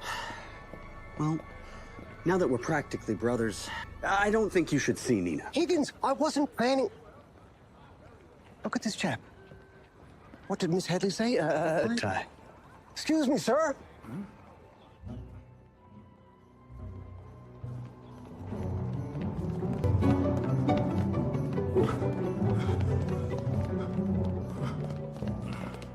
Sir, stop there. You're mine fair and square. Well, that's a strange thing to say. Where did you get them? I'm not telling. I believe night. Oh. I don't know anything about any murdered man. But I'm keeping... Yes, sir. There's nothing in the pockets. Definitely no money. Worst luck. It was just... The Starbright Club. Drunk, tied naked to a post. And how did he end up like that after a night of bowling? Sir, I telephoned the YMCA. The bowling alley has been closed for a month. So Hadley lied to his wife. His wages were burning a hole in his pocket and he wanted a drink. Yes, or it's possible at all. Do you think she's lying to you? It's possible. Why would she do that? I shall endeavor to find out. His name was Richard Hadley? I'm sorry, there were a lot of men in here last night. Well, he was clean-shaven, spectacles. Yes. I remember him now. He slapped his wage packet on the penny. Something about this chap you found quite funny. It depends on what you find funny. That man was enjoying himself. For him, I assumed it was his wife. What makes you say that? Oh, I know an angry wife when I see one. She asked for gone. She gave him quite a smack. Really? And did they leave together? She marched out right after. George? Nina! Last night. Well, I wasn't sure. I didn't know you were in town. Well, you must have seen the posters. Well, never mind. You're here now. Fabulous, George. You haven't aged a day. You know, it was really sweet of you to come see me. Well, as a matter of fact... Oh, so you didn't come see me at all? Well, it wasn't that I didn't want to come see you. I'm not sure how to be in terms of you and me because I'm recently married. Hmm. I'm sure if it was appropriate to come see somebody who's a former, and also happens to be a, We're friends. Of course, yes. Then you're coming to our next show. Yes. And you're take no for an answer. Oh, Nina. Of care. So, how is life as a working mother? Busy. There's so much going on around here. I'm not sure how we'd cope without you. I beg your pardon. Can you help me, please? Yes. What can we do? I wasn't feeling like myself this morning. My neighbor said I should go. Mrs. Parsons, you all right? I think I'm going to get you through to the examination room. She slapped her husband right there in the Starbright Club? According to Miss Bright. And where is this man who was wearing the victim's clothing? Higgins had him wait in your office. Very good. Sir, one other thing. The burlesque? No. Although we did attend a performance of the Jubilee Singers once that turned remarkably racy. Bloom in town, and she wants to meet Effie, and she's invited us to the show, and there's awkward and inappropriate about it. I haven't the foggiest idea what to do. My advice would be someone else, George. Shall we? All this fuss over some clothing. The man who owns those clothes was killed last night, Mr. Tromby. Well, I like the suit. Mr. Tromby, I'd like to know where you found these clothes. I was sitting on a bench near the ridge, and I saw a woman toss a pile of clothes over onto the tracks. So I went down and got them. Fits pretty good. Can you describe this woman? Slight, blonde. That fits Mrs. Hadley. So she lied to us. She slapped her husband and threw his clothes off a bridge. Mrs. Hadley, I understand you just lost your husband. You did lie to us. I was embarrassed. I thought he had drank so much that he got locked up. But I didn't want to say where he was drinking. So you knew where he went last night? Yes, To the club, and you confronted your husband. we're just scraping by. I couldn't believe that he would be at that money. What happened after the argument? I went home. And when I woke back, and then work called saying he hadn't arrived for his shift. Was anyone with you? Did anyone... I don't think so. I have a witness who saw a woman throw your husband's... A woman bearing your description. I don't know anything about that. You have to believe me. Oh, George. Not now, Higgins. Well, you don't know what I was going to say. If it's about Nina, I don't want to hear it. It's actually about the murder, but if you don't... I was just speaking to Stephen at the water cooler. Just let her be going somewhere. He just took a trip to Buffalo, and he told me that while he was there, he... And? Well, a man was stripped naked and tied to a lamppost. Really? Was he murdered? To him. It's strange, don't you think? Indeed. When was this? 2 weeks ago. We find other instances of this happening in other cities. Well, how will I do that? What? Telephone the newspapers. It's not the type of story they're likely to forget. Well, Murdoch, I've got to go talk to Effie. Mr. Duncan, to what do we owe to save you, Tom? Oh, please have a seat. I've just had Mrs. Reddick down at the Board of Control, along with her husband. Well, she did several times. She's furious about this burlesque review.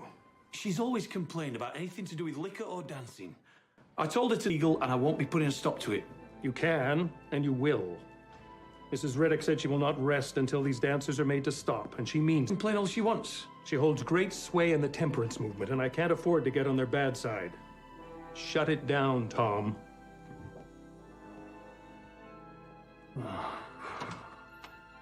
Mrs. Parsons, your blood pressure is very low. Likely why you almost fainted. We'll have to ascertain the cause. Your heartbeat is accelerated. You were in the hospital recently? Yes. 2 weeks ago. They were horrible to me. Well, what they call a tubal ligation. That's a major surgery. Have you been resting since? How can I? Children. My husband didn't want me getting it done, but I told him I'd get the surgery and he wouldn't even notice. Mrs. Parsons, you're likely suffering complications from the surgery. It could be internal bleeding. Nurse Sullivan? Immediately, help me prepare the room. But we can't. There's no time. Now, Kate. So, let me get this straight. Nina Bloom has invited us to watch her remove her clothes. But not all of her clothes. Some of her. And you think this is a good idea? I think it's about the most uncomfortable situation I can imagine. But I didn't want to pretend the whole thing didn't happen. And in an ideal world, I would like to remain a friend of hers, and this is the way she suggested we proceed. I hardly mind either way. Really? Question is, what would you like to do? Avoid the situation entirely. Right. There he is. George Crabtree. Ah. We meet again. Here we are, yes. Nina, I'm Effie Crabtree, my wife. Nice to meet you. I've heard so much about you. Hello, Mrs. Crabtree. It's Mary. I would like to introduce you both to the outspoken Randy Potts, Scarlet Blaze, all part of Nina Bloom's Burlesque Spectacular. Lovely to meet you all. What's it like, knowing you're Nina Bloom? It's fine. You're not the least bit jealous? Why would I be? George, I'm the winner. I like her. Well, then it's settled. You're coming to the show. Well, we... Until then. Yeah. Ladies? Yes, I told the constable that I remembered that man. Club? I saw his wife leave right after they fought. But what about him? Or anyone else that was... Sorry, Detective. Thank you, Miss Bright. You could ask the man that's been here harassing last night. Who's this? I don't know his name, but he moved into that building across the street. Who? Detective, and my club alone.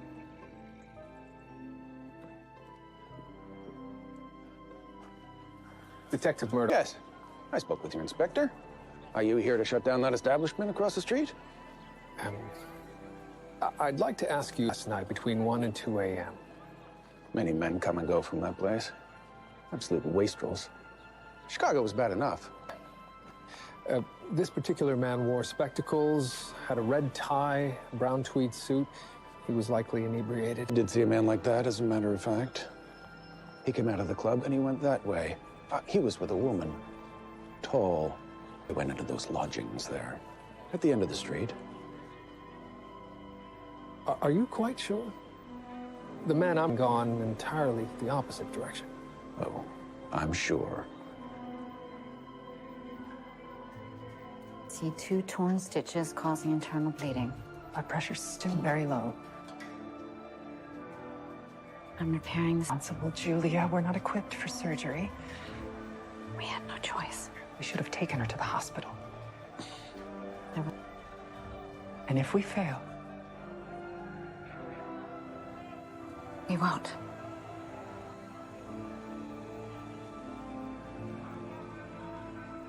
Detective Murdoch, how are you? Miss Bloom. You should come see a show. Oh, yes. Miss Bloom, I'm conducting a murder investigation, and delicately. No need to be delicate around us, Detective. Did you or any of your men back here last night? Not a real man. Randy, no, not any kind of man. We left the club together a little after 1 a.m. Witness who says he saw the victim with a red-haired woman. surely I'm not the only woman with red hair in Toronto. I'd be more help, Detective. We have to get ready for our show tonight. Of course. Thank you. San Francisco, Chicago, Buffalo have all had reports of men being stripped and tied to lampposts, and of course, Toronto. Do you think it's the same person? Well, it's hard to say. None of the men will admit who tied them. Person, why did they kill in Toronto? If it was the same person, perhaps this time they just went too far. Become a sequential killer. It was a gold hat pin that was used as the murder weapon. Were the men all embarrassed that a woman overcame them and tied them up? I've known some particularly strong women in my time. You certainly have. Higgins, wait a minute. Give the dates of the incidents.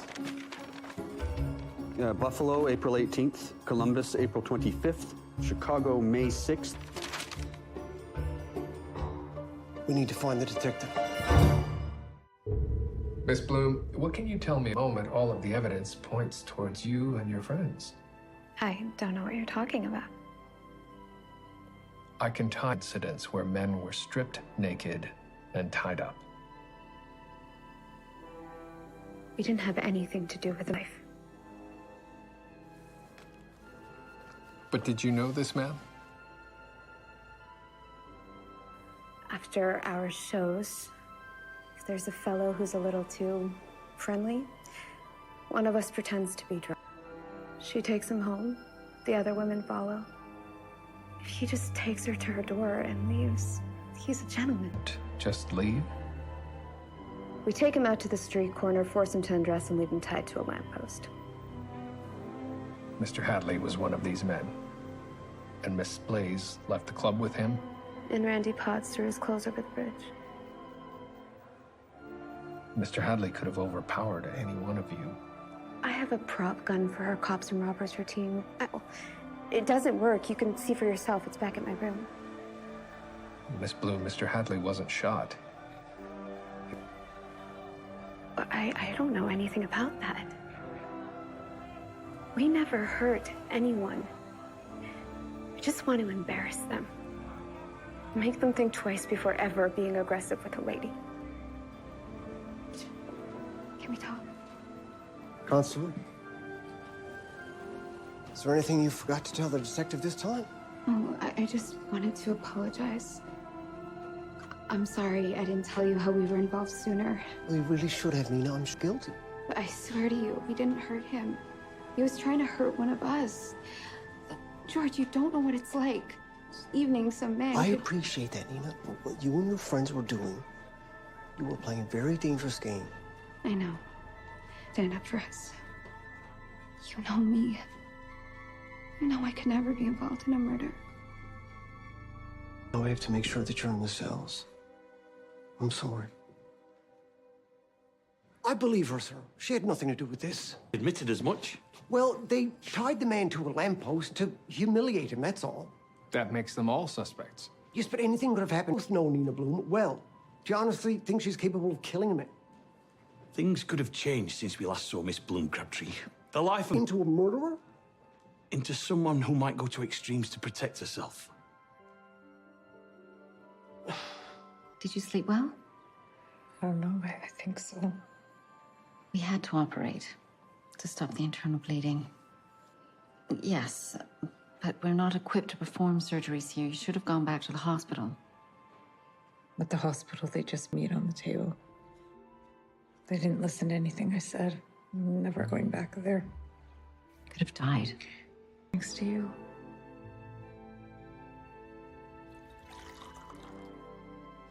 Cheers. Miss Bloom, Until we get to the bottom of what happened, the show's cancelled. those protesters got their wish. Maybe now they'll... To count yourself lucky. They went to the Board of Control. They want me to shut this place down. Shut me down. I should be the one bringing... They threw a smoke bomb on my stage. Why didn't you come to the station house and file a report? What's the point? I didn't see who did it. Are you gonna shut me down? I'd rather not. But if the board away,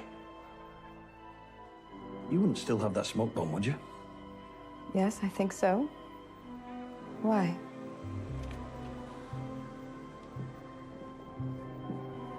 All right, George. Miss Bloom said the gun was in a box.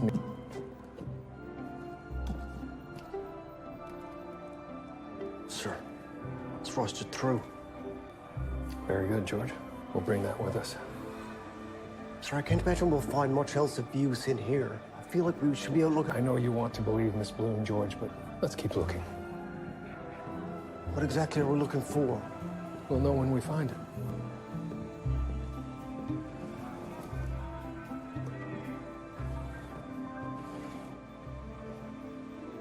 Oh, no.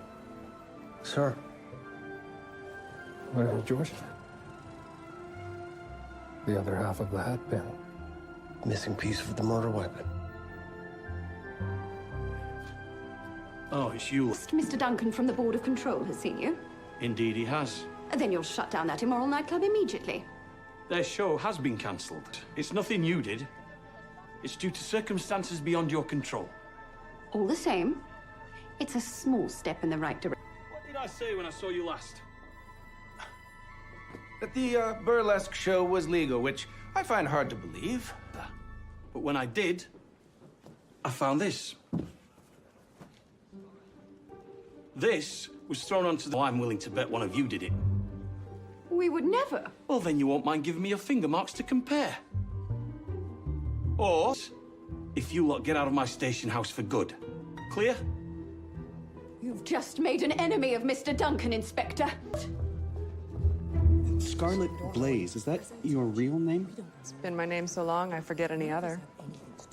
This is the truth, Miss Potts. Constables, are these women dancers with that licentious review? In the flesh. Immorality? Oh, and we're all in here accused of murder, but they've got nothing on any of us that'll stick. Miss Potts, please. Will you speak to all the women again, sir? Each other, and I fear they would do the same again, and we'd be no further ahead in discovering who killed Mr. Hadley. Well, if you don't mind, sir, perhaps... Oh, yes, George. If they won't confess anything further, then I'm afraid I can't help them. They'll all go to trial. Where did this photograph come from? I suppose Higgins may have found it looking into the lady's tomb. George? Have a look at that. A murder weapon.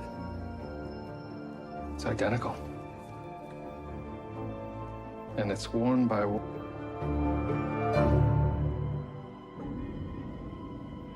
I swear to you, I lost that hat pin in Chicago. It's something anyone ever gave me. If you lost it, how did half of it end up in Mr. Hadley's chest and the other half hidden in your room? I'm telling...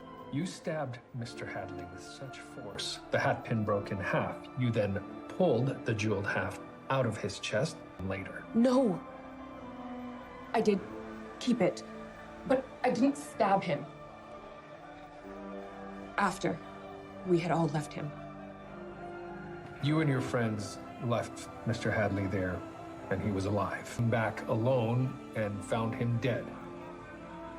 Why did you go back to him? I don't... Miss Sweet, you are likely going to hang for murder. Your cooperation right now may be the only thing that saves you. I wanted an apology. For him trying to force himself on your friend. No, not that. Years ago, we used to be together. He stole from me. He was horrible. That's why you all targeted him. It always feels good to give those men what's coming to them. But with him, I wanted to see his humiliation just a little bit longer. Miss Strong motive for murder. But I didn't kill him. He was dead. I saw the hat pin. Mrs. Crabtree, thank you for coming. Of course. I'm sorry. It's enjoyable circumstances. Do you think you can get me out of here? Well, there's an awful lot of evidence against you. Understand what happened. When we left him, he was alive, and then when I went back, he was dead. Your hat pin? Yes. How do you suppose it got there? I don't know. Why would they?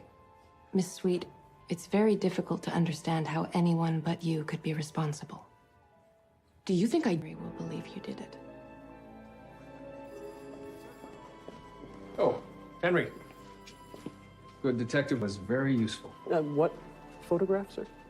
The one you left on my desk of the burlesque dancers. I'm sorry, sir, I don't...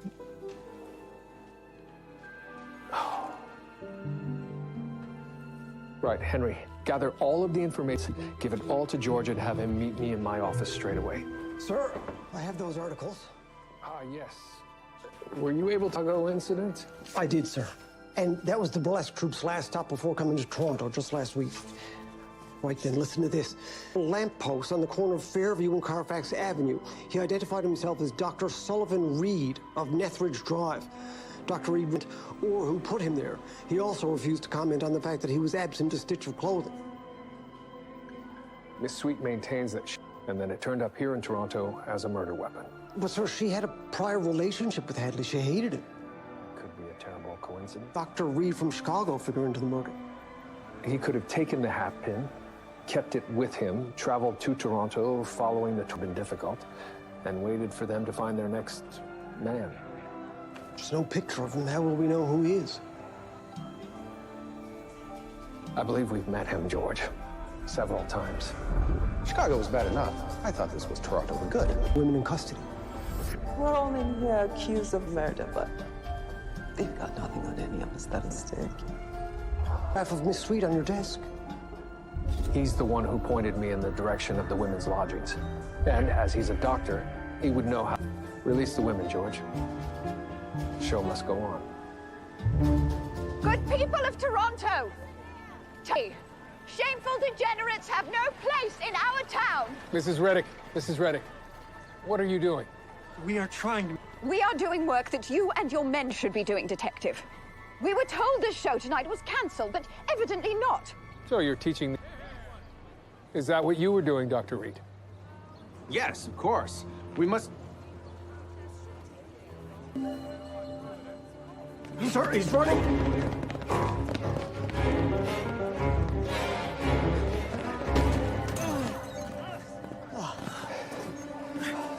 Dr. Reed, you're under arrest.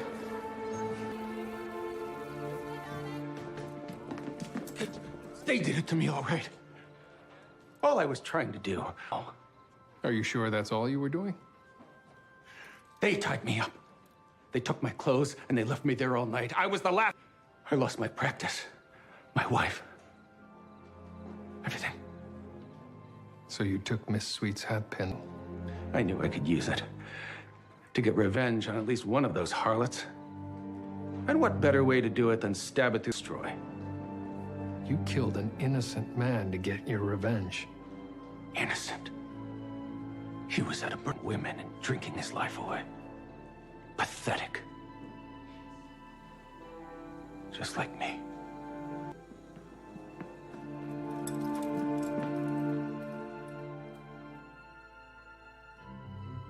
Quickly.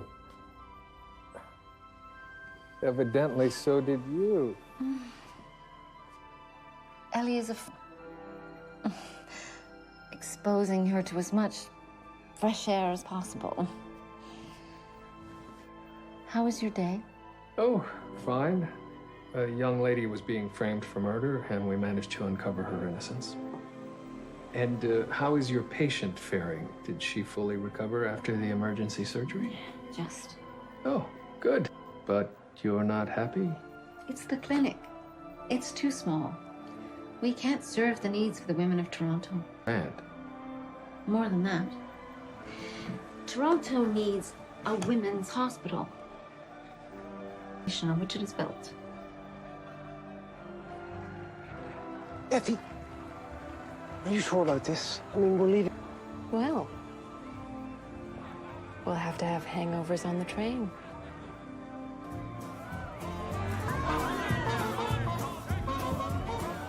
Mr. Duncan, fancy meeting you here. Tom, thought I should see the show for myself to know what I'm fighting against. Indeed. I reckon you should be thanking me for letting the show go on. Now, how about you never ask me to close down a burlesque again, and I'll never tell anyone you were here.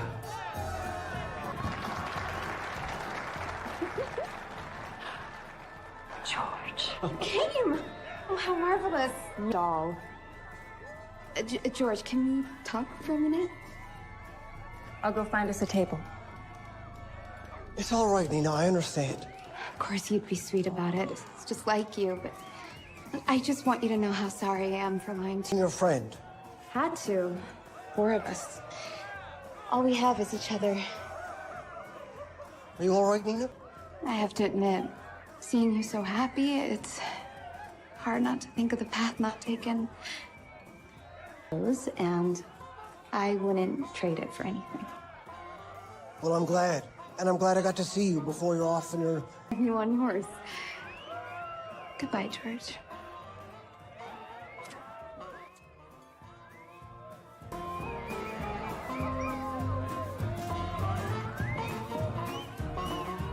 ordered us some champagne. Tore our lives together.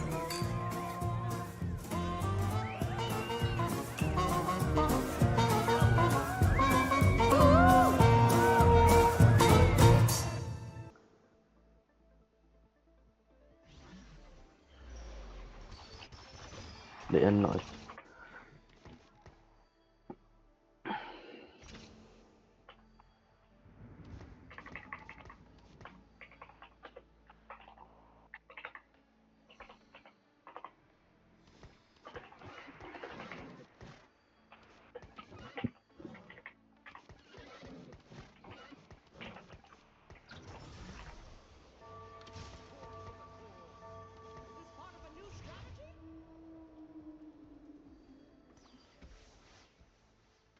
Đủ mà thiệt.